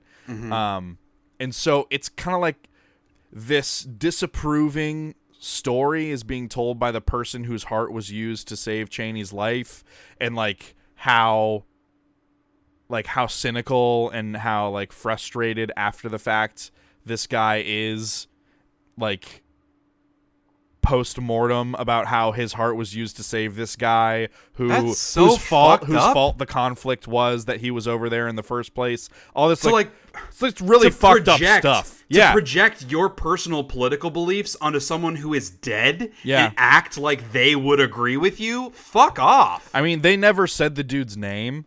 So it's possible that his family was contacted and had a hand in the deal. That doesn't matter. I don't know. That's still it was very weird and the entire point is that someone is speaking on behalf of someone else who no longer has a voice. Right. I don't care if it's the dude's wife. That shouldn't be happening. You are not that person. You do not know their heart. No pun intended. Or their soul. Like, you don't know who they are as a person. Like, if you know, God forbid, someday, like, if I were to die and Kelly were to, like, make a movie about my life and have it be all about what's secretly going on in my mind, fuck off. You're not in there. Right. Only I know. Like, no, that's so messed shitty. up. It's even worse when the person is dead, because they can't. He can't say yes, I agree with that. Right. And he can't say no, you're totally off base. We don't know. That's so fucked up. I hate this movie now. Yeah, it was messed up. I don't know if. Yeah, I don't know. I have no idea. I mean, it's possible that Dick Cheney's heart transplant came from a woman from some other country, like who knows, but the story was being narrated by, and they never went out of their way to say that this is not real. Like, at the beginning, they were like, Dick Cheney was one of the most secretive people, blah, blah, blah, blah, blah, but we decided to do a documentary about him anyways. We did our fucking best, is how the movie opened, and it's like, ha, ha, ha, that's funny, and then you watch the whole thing, you think about it, and it's like, oh, so you just made up a bunch of shit. They just made up everything. To slander the Republican Party. Yeah. It's it like, is. Holy shit. This movie, it's slander. Well, I think slander technically has to be written, but like it is. It's no, libel has to be. Libel's written. It is. It's slander. It is a movie of slander. Yeah. And how is this allowed to exist? Because imagine if they made this movie about Hillary Clinton. Right. I guess it's allowed because it's technically farcical. It's just farcical enough to where they can get away with it. It's using real people's names. Yeah. Fuck that movie. It's messed And what makes up. it even worse is in 10 years we're going to get one about Trump. Yeah, maybe. 100%. People hate Trump way more than they hated Bush. Yeah. And that's all it takes. It's a movie based on hate. The movie was made because of hate. Yeah, and they really present Bush as a fucking idiot. Yeah, of like course. A huge idiot. Like, completely incompetent, in over his head, total idiot who's, like, basically begging Cheney for help, and just lets him get away with whatever just so that he can have office. Yeah. This movie's got some weird shit in it, dude. Fuck that movie. Let's move on. Yeah. I'm getting angry. So yeah, what so you have movies? I still have a lot more stuff. Okay. So movies wise, we watch Christmas stuff every year, obviously. So Kelly and I watched Die Hard and Home Alone this year. Die Hard is in fact a Christmas movie. Of course. I don't want to hear anything otherwise. Home Alone is probably the greatest Christmas movie ever made. I'm not sure. I'd have to really sit down and think about it, but I think it is. Also watched A Christmas Story because it's tradition. You have to watch A Christmas Story. And then we were watching a movie one night at Mom's. So we watched Emperor's New Groove. Which is the greatest Christmas movie of all time. The greatest movie of all time movie. Yeah, maybe the best Disney movie. Again, I would need to really sit down and think about it, and someday I will have a full list of every Disney movie, like all 80 of them. But Emperor's New Groove is definitely top 5. Oh, yeah. Not including Pixar movies. And then at Dad's, we watched Yes Man, which I don't remember when that movie came out, but it's relatively old. Well, it came out, it was the first movie I went to see with my high school girlfriend, Laurel. I believe we started dating in like 2008. Okay. I'm just looking on IMDb real quick. Yep, 2008. Nailed it. So it's 10 years old. Yep. I feel like it hasn't aged as well as I remember. Like, I always remember that as being like, it's Jim Carrey, who I love, but it always being like, it's fine. Like, it's an okay Jim Carrey movie. It's certainly not one of his, like, great movies. I don't know. I didn't enjoy it as much watching it the second time after all that. Yeah. It's still some funny stuff, but a lot of it's just kind of dumb. Yeah. I didn't enjoy it as much because it's attached to that person I just mentioned. Oh, fair enough. Yeah. So those are all the movies we watched. Just a lot of Christmas sort of stuff, and Emperor's New Groove, the greatest movie of all time. Of course. So watching Scrubs. So I'm now in season 6. So JD knocked Kim up. I have firmly decided that JD should have ended up with Kim, and Elliot should have either stayed with the Dude Meister, Keith, or had stayed with Sean. Either one, I don't care. But JD should have stayed with Kim. That should have been how the show ended. And I can't believe they undid that to arbitrarily force JD and Elliot to get together at the end because they're terrible together. It's stupid and makes me angry. JD and Kim forever. So obviously we're still looking for that replacement competition cooking show. Haven't found it yet, but we did watch a show on Netflix called Ugly Delicious, which is hosted by some chef. I can't remember his name, but it's just like each episode is about a particular kind of food. So I should say, don't watch it unless you're going to get the food that the episode's about, because you're going to want to get the food that the episode's about. So the first one was about pizza. Oh, and it man. made me really want pizza. I just had pizza last night. I would it's like eat all it different again. kinds of pizza. So there's like a local New York place that they go and talk about it. It's very documentary style. So they go to like Italy and the Neapolitana pizza, which is like literally government regulated. They need to use a certain kind of cheese and certain kind of sauce in order for it to qualify as a Neapolitana pizza. And then they even like talk about Domino's, and he goes to Domino's and delivers Domino's pizza just to like show the experience of it. And then the second episode was about tacos, which made me really want tacos. Hell yeah. And it was also very good because it was a bunch of different kinds of tacos. Like, hey, going to Mexico and learning about the way that they do tacos, and in South America and all the different sort of tacos, like people making fine dining tacos. There's like a 3 Michelin star restaurant in Mexico that serves tacos. So like it's just a really cool food-focused show. Not competition, but food-focused. We also watched the first episode of a show also on Netflix called Chef's Table, which is sort of each episode's a documentary on a particular chef. So this first one, don't remember the dude's name. He's Italian. He's an Italian chef, Michelin star restaurant. Actually, the number 3 ranked restaurant in the world. So he's probably pretty good. And so it's just like a lot of stuff about his thought process about creating a menu, different ingredients he likes to play around with, and then some like backstory on like his family, how he got into cooking, that sort of thing. And it's just a really cool like documentary series on different kinds of chefs. So both of those are really highly recommended. Ugly Delicious if you want to learn more about a particular kind of food. Chef's Table if you want to learn about amazing chefs.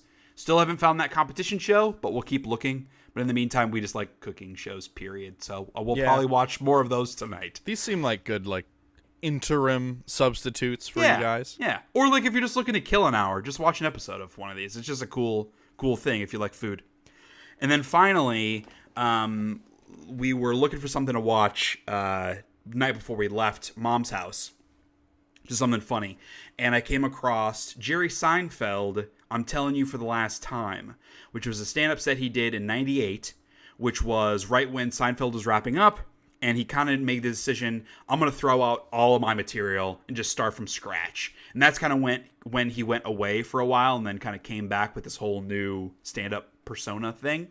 So this, I'm Telling You for the Last Time, was his last tour with all of his most classic bits. A lot of the ones that you see intermittently during episodes of Seinfeld when they show his stand-up stuff. So that was cool to kind of see him make a set out of a bunch of classic bits and put them all together. It was kind of a weird performance, and maybe it was just not his best show from that tour, but he just didn't really seem into it. Like he kind of seemed like he was doing it out of obligation, which is maybe the case. Like this was his last send-off for all of his old bits, and it's like his saying goodbye, but just seemed a little bit more low energy, and like he flubbed words several times, which is a very un-Jerry Seinfeld-like thing to do. Yeah. So it's just a weird experience to watch that. It just wasn't the best Jerry Seinfeld thing I've seen, but it was cool to see all those classic bits put together into one show. Okay. Anything else that you've been doing? Before we jump into news? While I was like out of town and stuff, I read for a little bit. I finished that Half a King, Half the World, Half a War trilogy by Joe Abercrombie. I finished that. Awesome. Very good. Very, very good. Best trilogy. And then the book that I couldn't read last time because it was all black it's the Night Angel trilogy by Brent Weeks. So I started that. So I think I'm like halfway through the first book on that one. And then you got me Paper Girls Volumes 2 and 3 and Battle Pug Volumes 4 and 5. Yeah. Battle Pug. Those comics are ridiculous. For those who don't know, Battle Pug it's like a Conan-like character, like a Conan the Barbarian-like character who rides a giant pug into battle. Battle Pug. Battle Pug. It's awesome. And then, pretty simple concept. Yep. It's in the name. And then Paper Girls is that kind of Stranger Things-like sci-fi series that I started a little while ago. I had the first volume, and then you just got me the next two. So looking forward to reading all of those. Nice.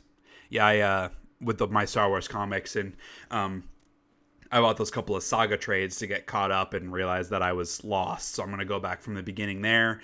And then Sex Criminals, I bought the third trade of that, realized I was lost there. So I need to start from the beginning with that as well. So have lots of comics that I actually want to reread. Saga and Sex Criminals are both really, really good. And then all my Star Wars stuff too. So yeah, I'll be reading those in my little break here. I imagine I'll be rereading a lot of stuff over the summer. Oh, that's true. Yeah, you're going to have a big break in the summer. All right. Let's jump into some news because we got some other stuff to cover today as well. So, relatively light news period. Makes sense at the end of the year. But we did get a release date for the second episode of Life is Strange Season 2 coming out on January 24th. That will have been 119 days in between episodes 1 and 2. Which is a lot. So, hopefully, because I've already, I played episode 1, I'm kind of now playing them as they come out. I'm not going to wait, because I'll be waiting for like 2 years probably. But hopefully they find a better release schedule where there isn't this much time in between episodes. Maybe it means that the episodes are going to be longer? I don't know. I don't know. The first one, I mean, it wasn't short, but it didn't feel like significantly longer than the first season. So, who knows? I also noticed that this is it's like $40 or $45 for the whole season. Yeah, so it's like a lot more money than any previous that kind of game, because usually Telltale stuff is like $25, and I want to say the first season was on par with that. I don't think that's true, because I bought the whole season. I think it was like $25. Life is Unless Strange. there was like a special edition. So Life is Strange 2 complete season is it's $49. It's $50. Jeez. It's on sale for $36 right now. What does that come with? Oh no, sorry, it's $41. Yeah, so this Life is Strange season 2 complete season, $36. It's just the 5 episodes? Yeah, 1 through 5. I don't remember spending that much. I think it was $25. Yeah, because the first episode right now is only $4. Mm-hmm. It normally is $8, so it's half off right now. And then episode 2 through 5 bundle is $33. So right now it's $35.87. That's weird. That's pretty expensive. It is, yeah, $41. Maybe you're right. Maybe the episodes will be longer then. That's a much bigger ask. So yeah, maybe they're like thinking bigger in scope. Yeah, maybe I just got it cheaper because I bought it before it was out or something, and they like increased the price when it launched. I don't know, but I definitely didn't pay $40. Yeah, maybe as like an early adopter thing, they had a better deal. Okay, so we also got a new trailer for Control, which is the new game from Remedy, makers of Alan Wake and Quantum Break. Quantum Break. Because Quantic Dream is the... Yes, the David Cage. So this trailer, it was kind of like a style trailer about like the oldest house, which is where the game takes place. I'm getting a lot more spooky vibes from this game than I was originally. Like, I knew it would be sort of weird sci-fi-ish, but it seems like horror game almost in a lot of the settings, which I'm I know excited. You're into. I'm not as into, but I'm going to play it because it looks awesome. There are these, like, creepy floating creatures that are, like, a human bent that backwards has been in bent half. backwards, in half, but then also has something else growing out the front. So like the top half of the human is bent backwards and like hanging loose behind it, and then there's like the legs, and then there's something else on the front, like some bulbous thing. Kind of gives like some Dead Space vibes for sure. There's also a lot of like floating people, like people like frozen in midair floating, which for some reason really reminds me of the little girls from Inside that were swimming. Oh, with the floaty black hair. I don't know why Water it just Baby. makes me think of that. Man, when I played it, I was calling them water babies, and then Caro was watching me play Inside, and I was like, "No water baby, no water baby, no water baby, water baby!" And then I got them like when you were swimming in those games to get away from them. Like I got so like the closer she got, I just kept tensing and tensing and tensing and tensing. Oh man, it's terrifying. So this game looks spooky. It looks really good. Looks really cool. And I like it. The dude who does the narration in the trailer was from the Max Payne games. Yes. And he plays the old director who dies in the beginning of the game. Your character takes over as director and gets that like living gun, and then you're part of it. You're trying to figure out how and why he died is part of the story. Looks cool. Yeah. Okay, so From Software in an interview came out and said that they have 2 unannounced projects. So currently they have Sekiro Shadows Die Twice, which they announced at E3, which is more of an action-y game than their kind of RPGs of the past. And they're also working on Deracine, which is a little bit more of an adventure game style game. I think it's PSVR. Is it VR? Okay, yes, that's right. Yeah, you're right. I think you're right. So they have those 2 already, but they have 2 unannounced projects. The most obvious choice would be Bloodborne and a new Dark Souls, because he did say that it will be in the style of their previous games. So I would say probably Bloodborne 2 is more likely between those 2 games. People have been clamoring for that for a while. And Dark Souls 3 like did well, and people liked it more than Dark Souls 2, but it seemed to still be kind of like people were kind of ready for it to end. So maybe it could also be like a new IP or something like that. But I think Bloodborne 2 is probably a safe bet. Maybe that's something we would get an announcement for with whatever Sony's doing early 2019, that Sean Layden came out and said, hey, see you in the new year, blah, blah, blah. Yeah, that's a good point. Bethesda is trying to be nice to people with the Fallout 76 stuff. So they're giving Fallout Classic Collection to everyone that has played Fallout 76 in 2018. So this includes Fallout, Fallout 2, and Fallout Tactics. Originally, this was a pre-order bonus for people that got the special edition on PC, but is now available for anybody that has played Fallout 76 on PC, Xbox, or PlayStation 4. You can get this collection on PC.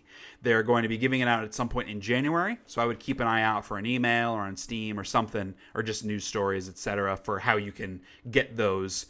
I'm not sure that I would ever play him, but I'm certainly going to redeem him, because why not? Yeah, I already owned them, but and I had tried to play them before, and they just, since I had never played them, like Fallout 3 was my first Fallout game, going back to that format is not, it's just not that accessible for today's standards.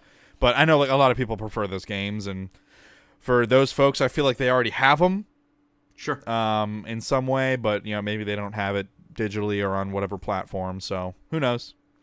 I think this is just a PR thing. Oh, for sure. That game's getting shit on so much, they're just trying to do whatever they can to be nice. Because they have to know most of the people won't even redeem them, the codes or whatever, so they're not really losing out on much, but at least everyone will hear that, hey, they're giving free stuff, so makes sense. Right. Moving into movies, we got a trailer for the new Hellboy, starring the cop guy from Stranger Things. And boy, it looks bad.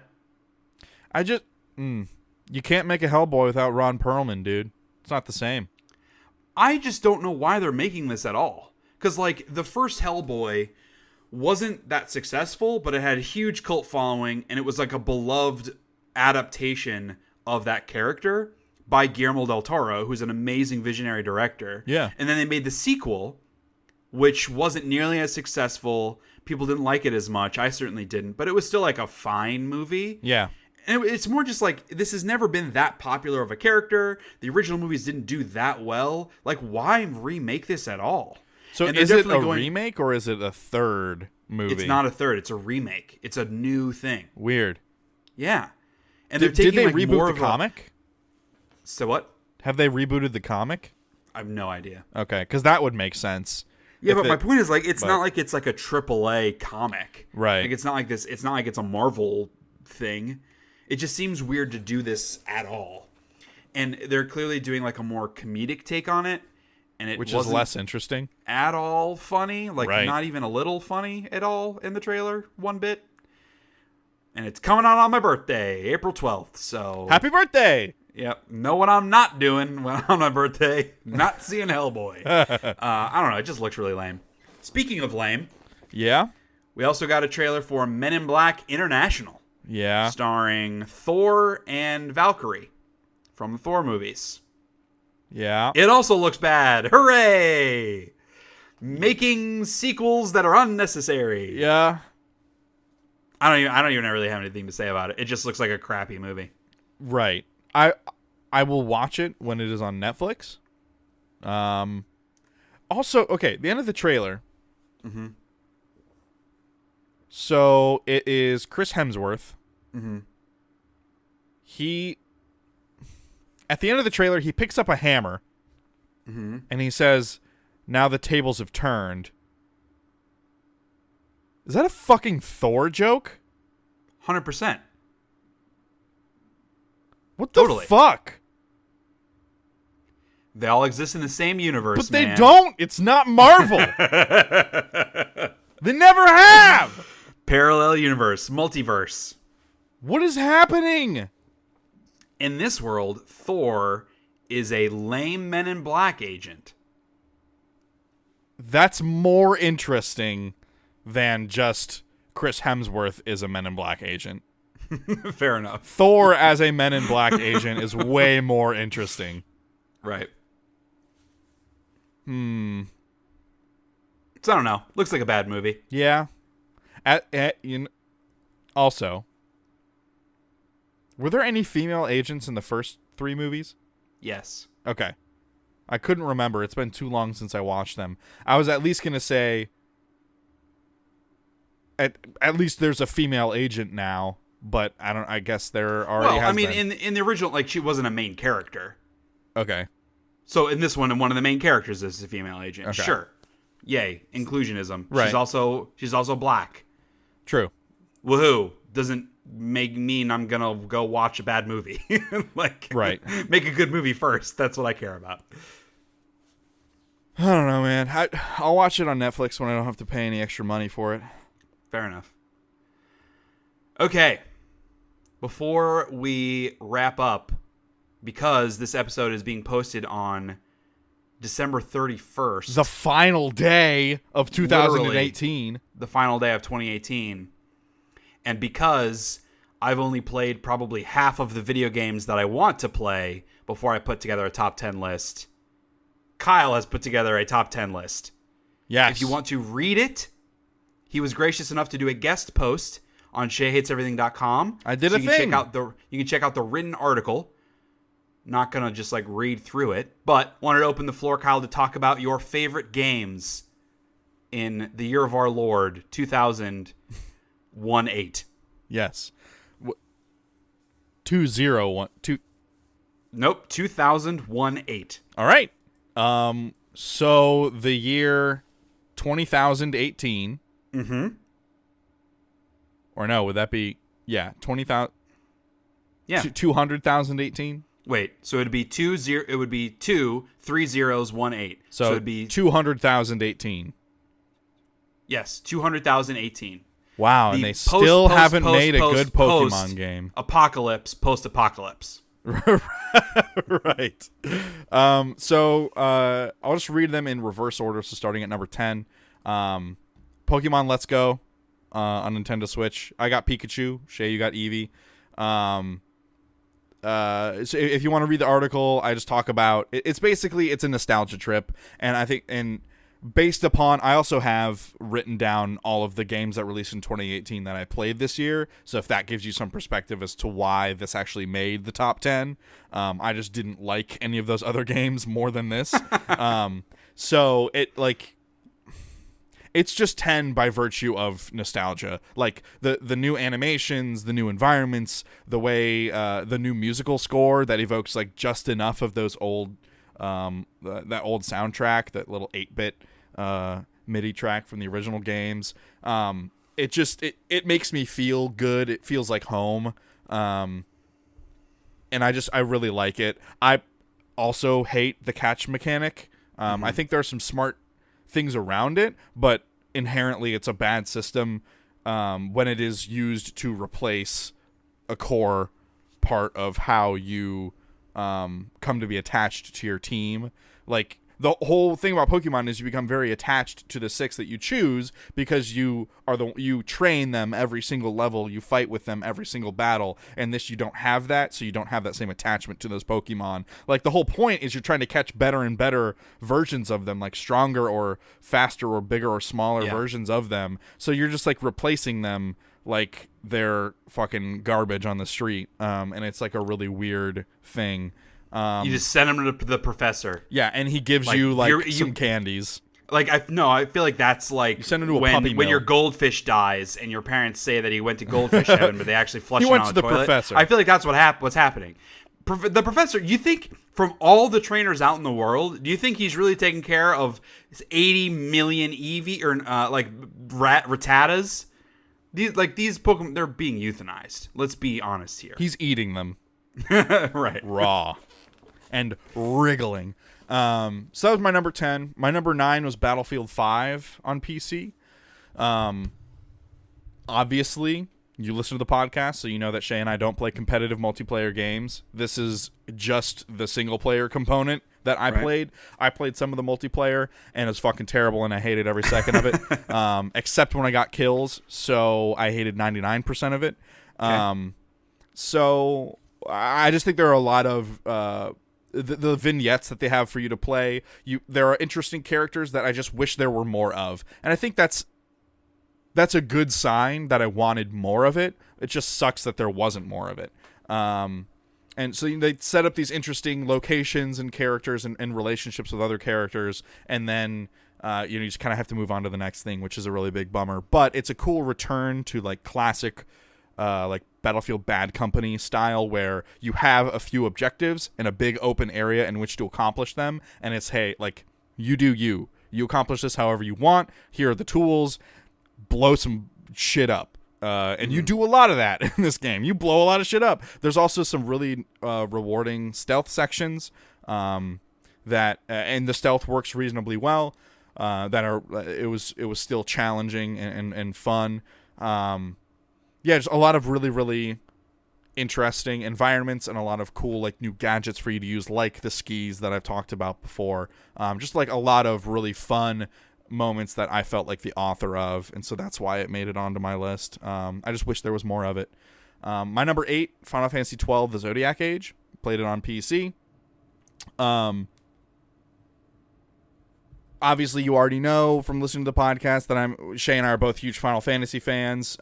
Shea, you like 12 more than I do, but this makes it on my list by virtue of the fact that I never finished it. I still haven't beaten the PC version, but I would like to. But I never finished it the first time around because it was so long and drawn out, and like the dialogue is so fucking uninteresting. And like the characters just don't sell anything really well, and it's just very flat and, I hate to say European, but kind of like stale European.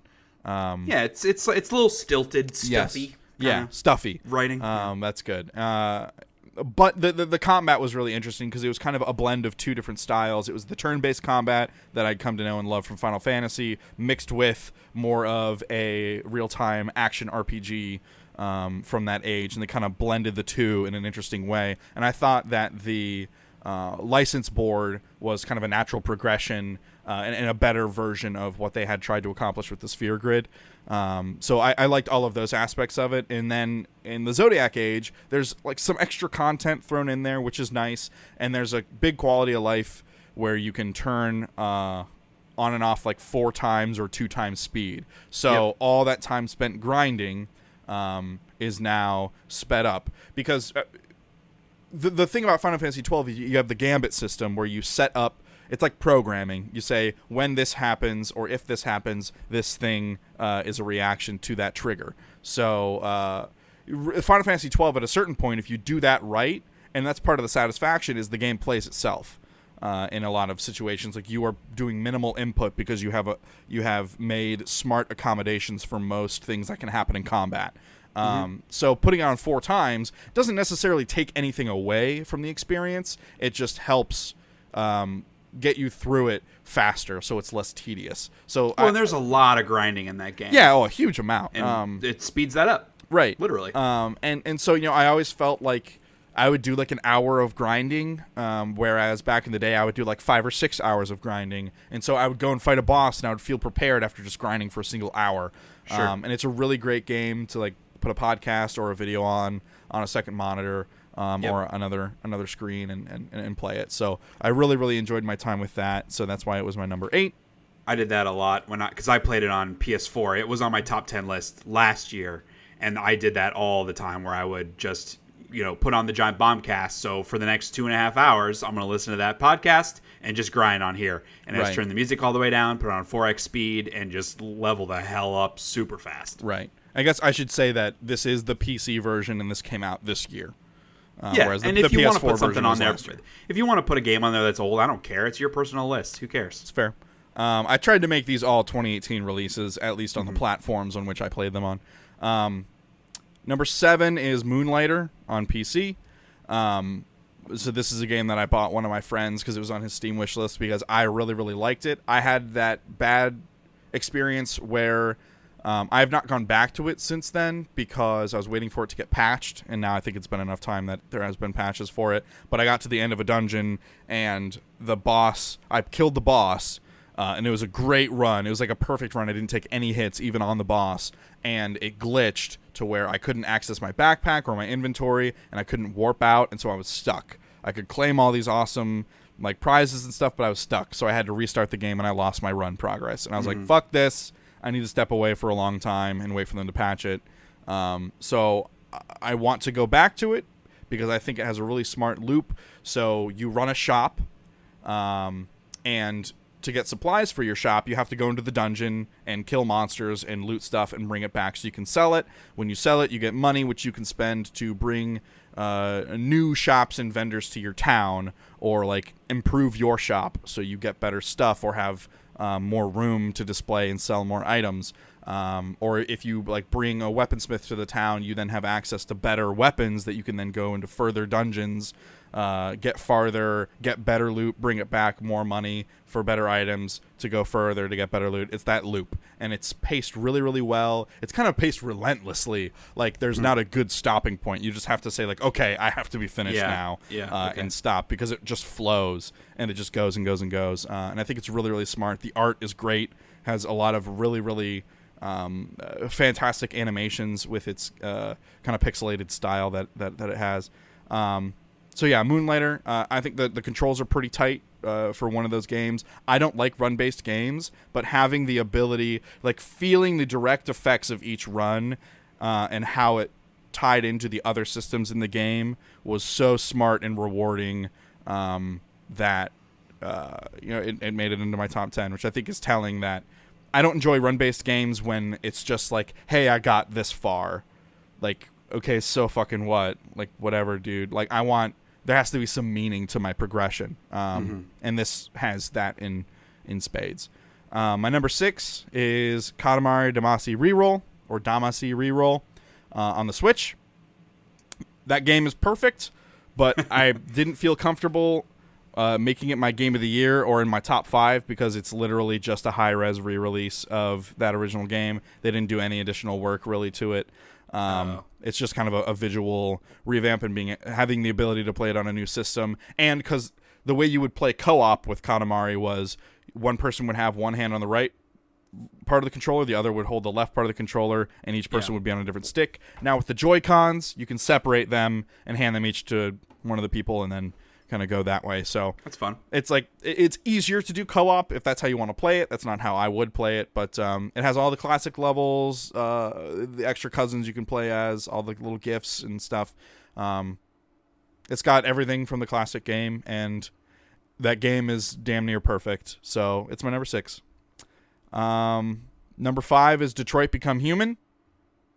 This is not a good game. This is a very bad game. And I'm gonna read this segment of my review because I think it's worded properly, and I don't want to mess up the wording. This is not a good game, and those who are offended by it should probably be offended because it doesn't handle any of the moments or subject matter well at all. Slavery, the Holocaust, domestic abuse, drug abuse, oh my. David Cage is incapable of saying much of anything about any of those things other than the fact that they're bad and maybe we shouldn't do any of them. He is right. He is right. He's not wrong. But I played it with my wife, and we had one of the best times playing games together, playing this game, because of it's just like the perfect couch co-op. Like, you get to make decisions together, you get to execute on them, see where it goes. The narrative is strong, if albeit like very obvious with its tropes, horrendously obvious with its tropes, and just we enjoyed it ironically. I don't think it's healthy for someone to enjoy this game unironically, because that speaks to maybe you being woefully ignorant of things that go on in the world. But like, it was such a fun time to see him earnestly think he's saying something profound. Right. And just like technically, the game is a masterpiece. It looks amazing. And the performances are usually very good. There are a few that are not great, but usually the performances are very good as well. The Foley work is strong. I enjoyed looking at the game, and I have always enjoyed David Cage's games. Increasingly, as time goes on, more and more ironically. I think this is finally the game where the table has completely turned. Yeah. It's jumped the proverbial shark. Yes. The black Jewish shark. So, because robot shark. Yeah, because Indigo Prophecy I enjoyed completely and utterly unironically, even though the story really kind of didn't have anything to say about anything. Just looking back, I really liked how crazy it was. And then Heavy Rain, I think I also liked, but I could kind of see some of the seams and some of the issues with how the choices didn't always pan out properly like they should, and things like that. But also a technical masterpiece of its day. And then I never played Beyond Two Souls. I intend to do that, but I've heard that maybe doesn't approach some of the subject matter all that properly. And then this is just kind of the latest in a long line where it gets more and more in that direction as he tries to tackle bigger and bigger issues without the capability of doing so. But yeah, so it's 5 on my list because it looks really damn good. It plays well. A lot of the choices force you into tough situations. I really like the breakdown at the end of each sequence where you see how many people chose what, and then you also see like, oh, it looks like right around here there's something else I could do, and you could potentially go back and try every other permutation. That all those systems are really smart. Yeah, I think it's a really great game if you have it in you to enjoy it ironically. I'm sure there are plenty of people who can't do that because of the way the subject matter is handled in their own personal experiences. But for me, that's kind of where it landed. Right above that, number 4 is Fallout 76. Mm-hmm. I very much like Fallout 76. I don't think it is as good as Fallout 4, which I really, really love. It just doesn't play as well. There isn't as much to do. And it's not balanced as well. Fallout 4 is pretty well balanced. I think some of the economy stuff, not so great. But this, especially, the economy is truly fucked. Yeah. In like some really bad ways. So, but I still it's more of that. It scratches the itch for me. I just wish it handled a little better. I think the camp system is really smart. Since I have figured out how to use the blueprint, it's really easy to move my stuff around. I like the progression. I just wish it was balanced a little better, but I enjoy the progression because there's more of it in this game than there was in Fallout 4. So it feels like there's more of, there are more steps along the way. The card system is interesting. Yeah, I don't think that's love it, but fascinating. it's cool. Yeah. Yeah, it's like, they're trying stuff, and yeah, I'm enjoying being a part of their guinea pig process for all these systems that they probably had ideas for in the past, but couldn't find a way to implement them properly. They're just kind of throwing it all at the wall here. And some of it comes together, some of it doesn't. But I think it makes kind of a beautiful mess that I really enjoy being a part of. And all of my social interactions with people so far have all been positive. I have not had a negative social interaction with anybody yet. I've had someone shoot me, but then when I didn't shoot them back, they left. Okay. So that system works. Mm-hmm. It did like almost no damage to me. They saw that I wasn't game, and they left. Boom, done. So that stuff, that was a very smart system. I think it could still use some tweaking, but like everything else in the game, I'm excited to see where it goes in 2019. I'm excited to see where they take it, if they can move past all of this negative press, if they can find a way to kind of leave it behind. And recover from that. So that's my number 4. Number 3 is Red Dead Redemption 2. For every reason besides how it plays. If this game controlled well and moved well, it would probably be my number 1. Mm-hmm. Because the character work, the writing, and the story are second to none this year. Just some truly masterful work. I cried at the end of the game. Well, the end before the epilogue. And then that was kind of my other big sticking point. It was the controls, and then also how the ending was handled, how it launches directly into the epilogue after the ending of the main campaign. That really bothered me and continues to bother me. Like, how that made it past the playtesting phase, I don't fucking know. But, like, that ending, you need time to breathe, and the game just goes, boom, epilogue. And you're like, the fuck? No. Yeah. It should have been a separate launch from the main menu. Credits should have rolled, and then a pop-up at the main menu that said, you can now launch the epilogue from the main menu, like when you are ready. But what the game told me was, well, and honestly, it's consistent with the rest of the game design. It's not interested in what pace you would like to play the game in. Sure. It's what pace it is dictating for you. And I think that definitely keeps it from the top 2 slots because, I mean, like, this game is an achievement in so many ways and on so many levels, but it, I think, fails in some pretty important areas.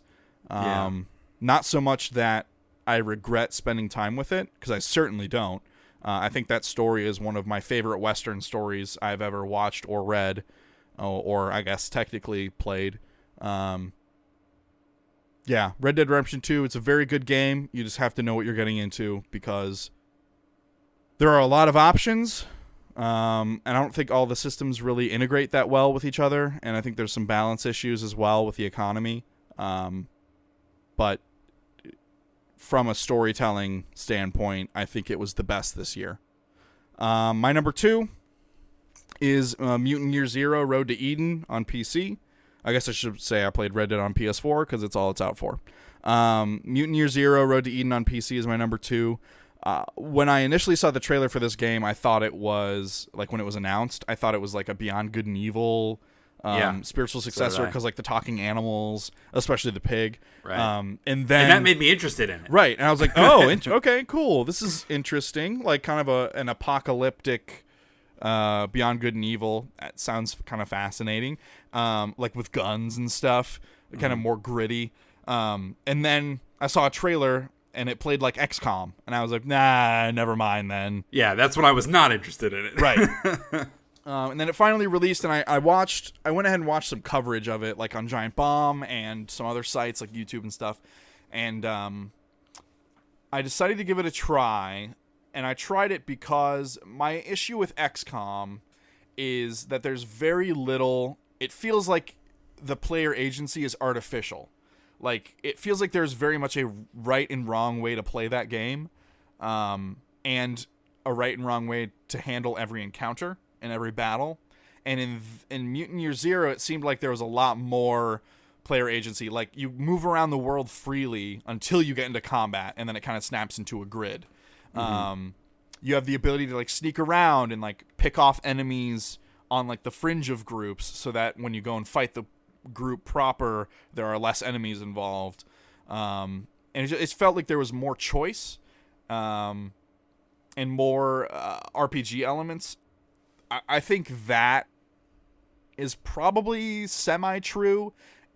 I think the RPG elements are similar to what options are laid out for you in XCOM, of what I know of XCOM. Like, you have equipment, you have technically levels, but it's more like about skill trees and stuff, which this game is very much about that stuff as well. But for me, it's more about how you interact with the world. Because XCOM, you go on a mission and you're back in that base and you build your base. This doesn't have that. You're just your party. It's like a core group, and you're going around kind of choosing where you want to go in real time, and engaging with groups of like, you have your time to really approach each combat scenario the way you want, and really feel prepared beforehand. Because you could come across a group and, like, I'm not ready yet, I need stuff to, like, upgrade my guns, and you can, like, try and sneak through an area picking up all the scrap and, like, gun parts, and then leave without ever fighting anyone, go upgrade, come back and fight them.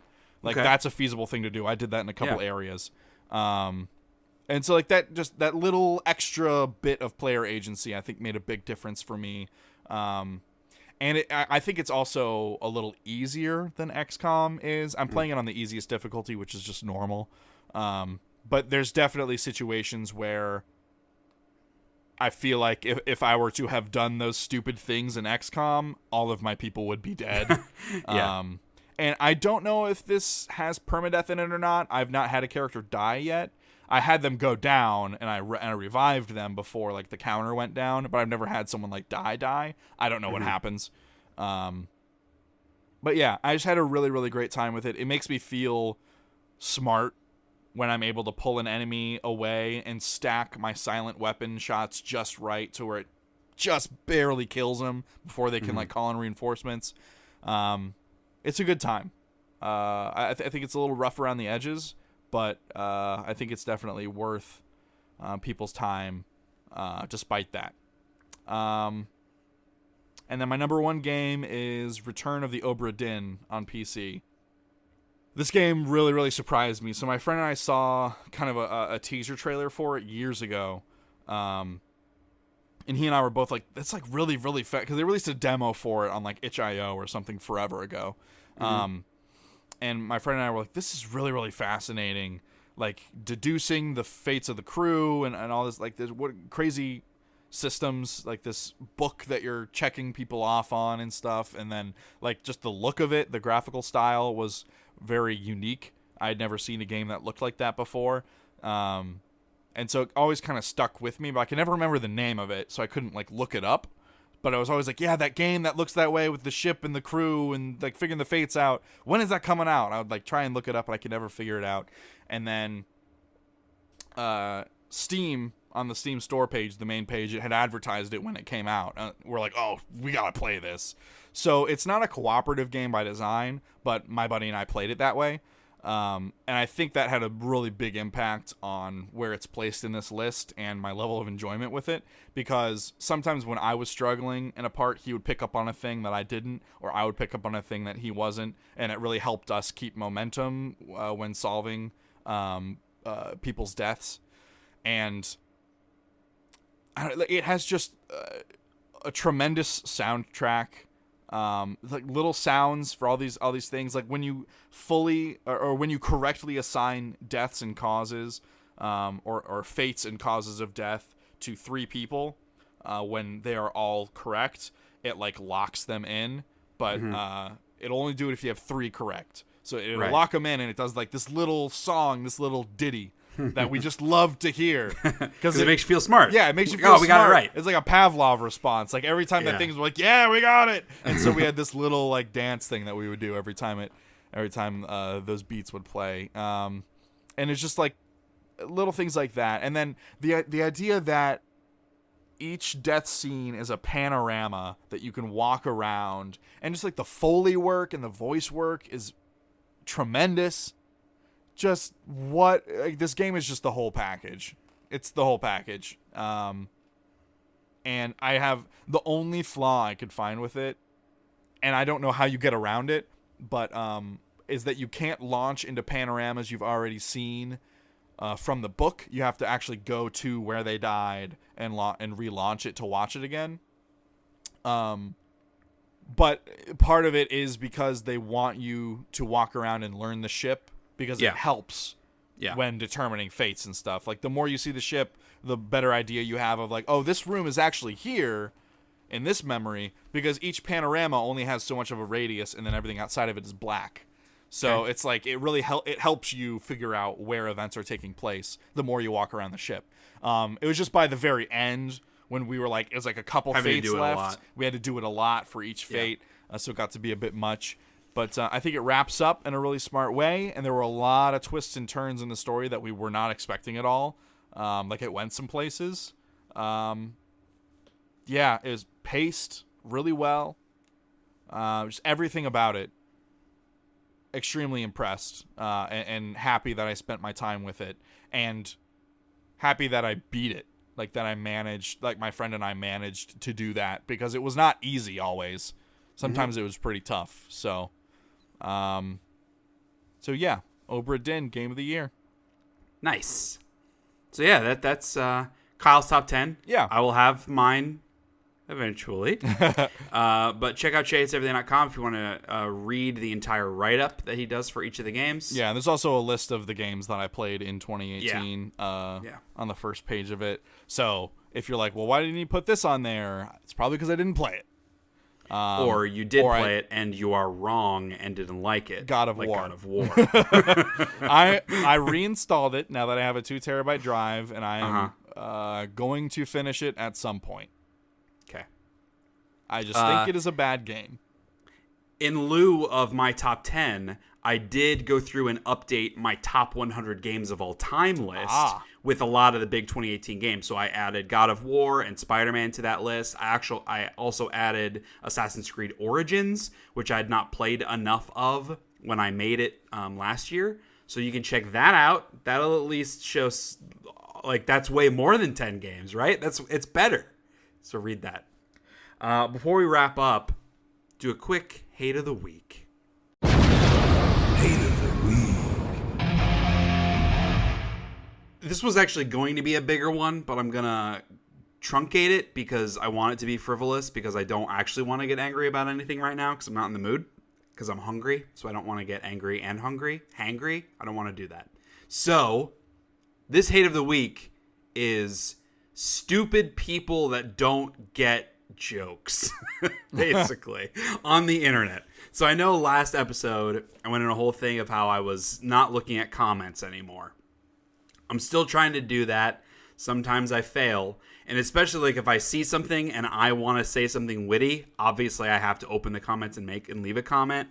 So IGN recently put out a review for an episode of the Titans show on the DC Universe streaming platform. And the name of the episode was Coriander, Koriand', which is the character Starfire's real name. This joke isn't really going to play because I have to say it and you're not reading it. It's a lot funnier and wittier when you just see it, but that's okay. The purpose of this isn't to make everybody listening laugh. It's to explain why someone didn't get this and it's annoying. So the name of the episode was Coriander, Koriand'. My comment that I left was, it's spelled coriander, Coriander, which is a spice, coriander. Just a funny little joke. Oh, you spelled the name of it wrong. It's dumb. This is just a cute little thing to say. So, I get, people like the comment or leave like the haha laugh response, whatever. And then someone replies and says, "No, it isn't." See, now that's funny. That was what they had to say about that joke. Yep. Was that they don't get it. And so I, of course, being an educator, I don't know why I said that. I'm not an educator. I want to educate people when they're being idiots. Replied and said, "Coriander, Coriander, is a spice. It was a joke." And then they didn't reply. So I was just like, they got it now. My thing is like, why even reply to my comment? Like, what is the context where they feel like that was necessary? But see, maybe they also like to educate people. So they thought they were educating you on like, no, this is actually like this character's name. Oh, man. Maybe you're just like the same, Shea. That would be real. Well, yeah, the difference is they're wrong. They are trying to educate someone to their wrong perspective. It was just dumb. Yeah. And it was just one of those, like, eye roll. I was just like, for real? Like, come on. In fact, someone else commented. So I put it's spelled coriander with the spelling of the spice, but I had coriander in quotations. So it was quotation, Coriander, period, close quote. Someone else replied and said the period goes outside of the quote. Which it doesn't. It doesn't. You're wrong again. The period goes inside of the quote. Like, why are people so stupid? And why are they determined to correct someone to their stupidity? I just, like, there are so many things wrong with that. Not even just the fact that that person is wrong, which is the core thing that's wrong about it, but also they are wrong in that why leave that comment? I just made a little joke. Like, even if you think it's dumb and not funny, that's fine. Keep scrolling. Why even reply to that? I don't understand. Our voices must be heard. Yeah, dude. So if you take anything away from this podcast, it's that the period goes inside the quotation.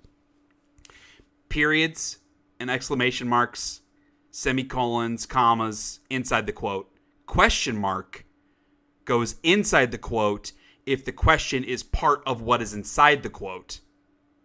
So like if you say, is it spelled quotation coriander question mark?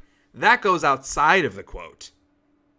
I'm too lazy. I'm not going to think of an example where it goes inside. But that's the only exception. All other punctuation inside the quote. I mean, I'm literally a inside professional if it's writer. Like dialogue. Yes, sure. So it's yes. like she asked, comma, space, quotation. Right. Is it spelled where coriander? Are you going? Question mark, Right. End quotation. Correct. And then do you put a period after it? I think you do. You don't. You don't double punctuate. Okay. There may be certain styles that are exceptions to this. I'm speaking on AP style because that's what I write in. Okay. But like, just don't Advanced leave that person comment. style? Yeah, advanced person style. No, it's Associated That's me. Press. Associated Press style. Yeah. And I didn't even reply to that guy. Right. It's like, I'm not even getting into this. So that was dumb. All right. You should have done a can you Google this for me? Or I Googled that for you thing on it. Yeah. People are so stupid. That's the most so passive-aggressive thing to do. Okay, so no emails, but I did get one correction that I want to mention. So after last episode, a buddy of mine texted me when we were talking about the Walking Dead comic and the story of it, on like, hey, the zombies are slowly dying off. I had said, oh, like in 40 days later. What I meant was like in 28 days later, the movie. Okay, yes. I don't know where I came up with 40 days. It's not Noah's Ark, but a buddy of mine texted. He was like, I think you meant 28 days later. So I wanted to clarify that, yes, in fact, I did mean 28 days later. But aren't there 2 films? Isn't there one that's 28 days later and then another And that one is that is 28 weeks 28 later. weeks later. 28 weeks later was a mass market sequel starring none of the same people and none of the same creative team, and it was a generic zombie movie. 28 days later is amazing. So not 196 days later, 28 weeks later. That is correct. The period goes inside the quote. All right, so let's wrap this baby up with something that we don't hate. And I will say I don't hate all the adorable baby clothes that we got for Christmas. I can't handle it. I feel like I'm going to collapse into a bunch of pieces when my daughter is born. I am not an emotional person. I am. I'm not like an expressively emotional person. Or, like, I'm not, like, a big cry-on-my-shoulder person. But I can't even handle this crap anymore, dude. She's just going to be so damn cute with all these cute little clothes.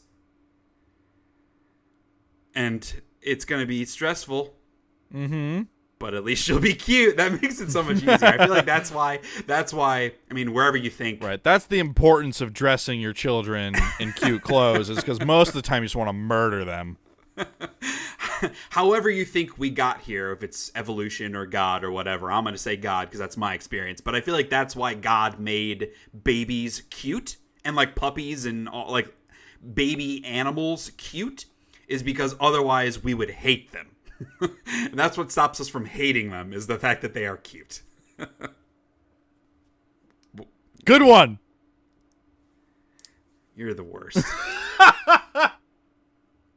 Mary hate miss. Mary hates miss.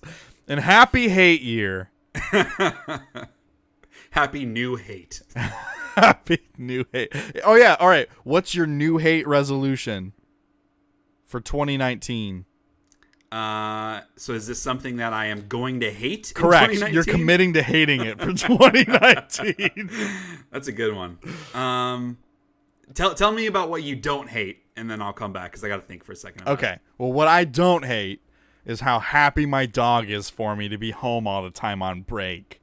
He doesn't leave the room when he's with me now, because usually, like, I would come home from work and like I'd be on my computer like watching videos. He doesn't like all the noise, so he goes in the other room. But he's just been by my side the whole time. Cute. Yeah. He's a fluffy boy.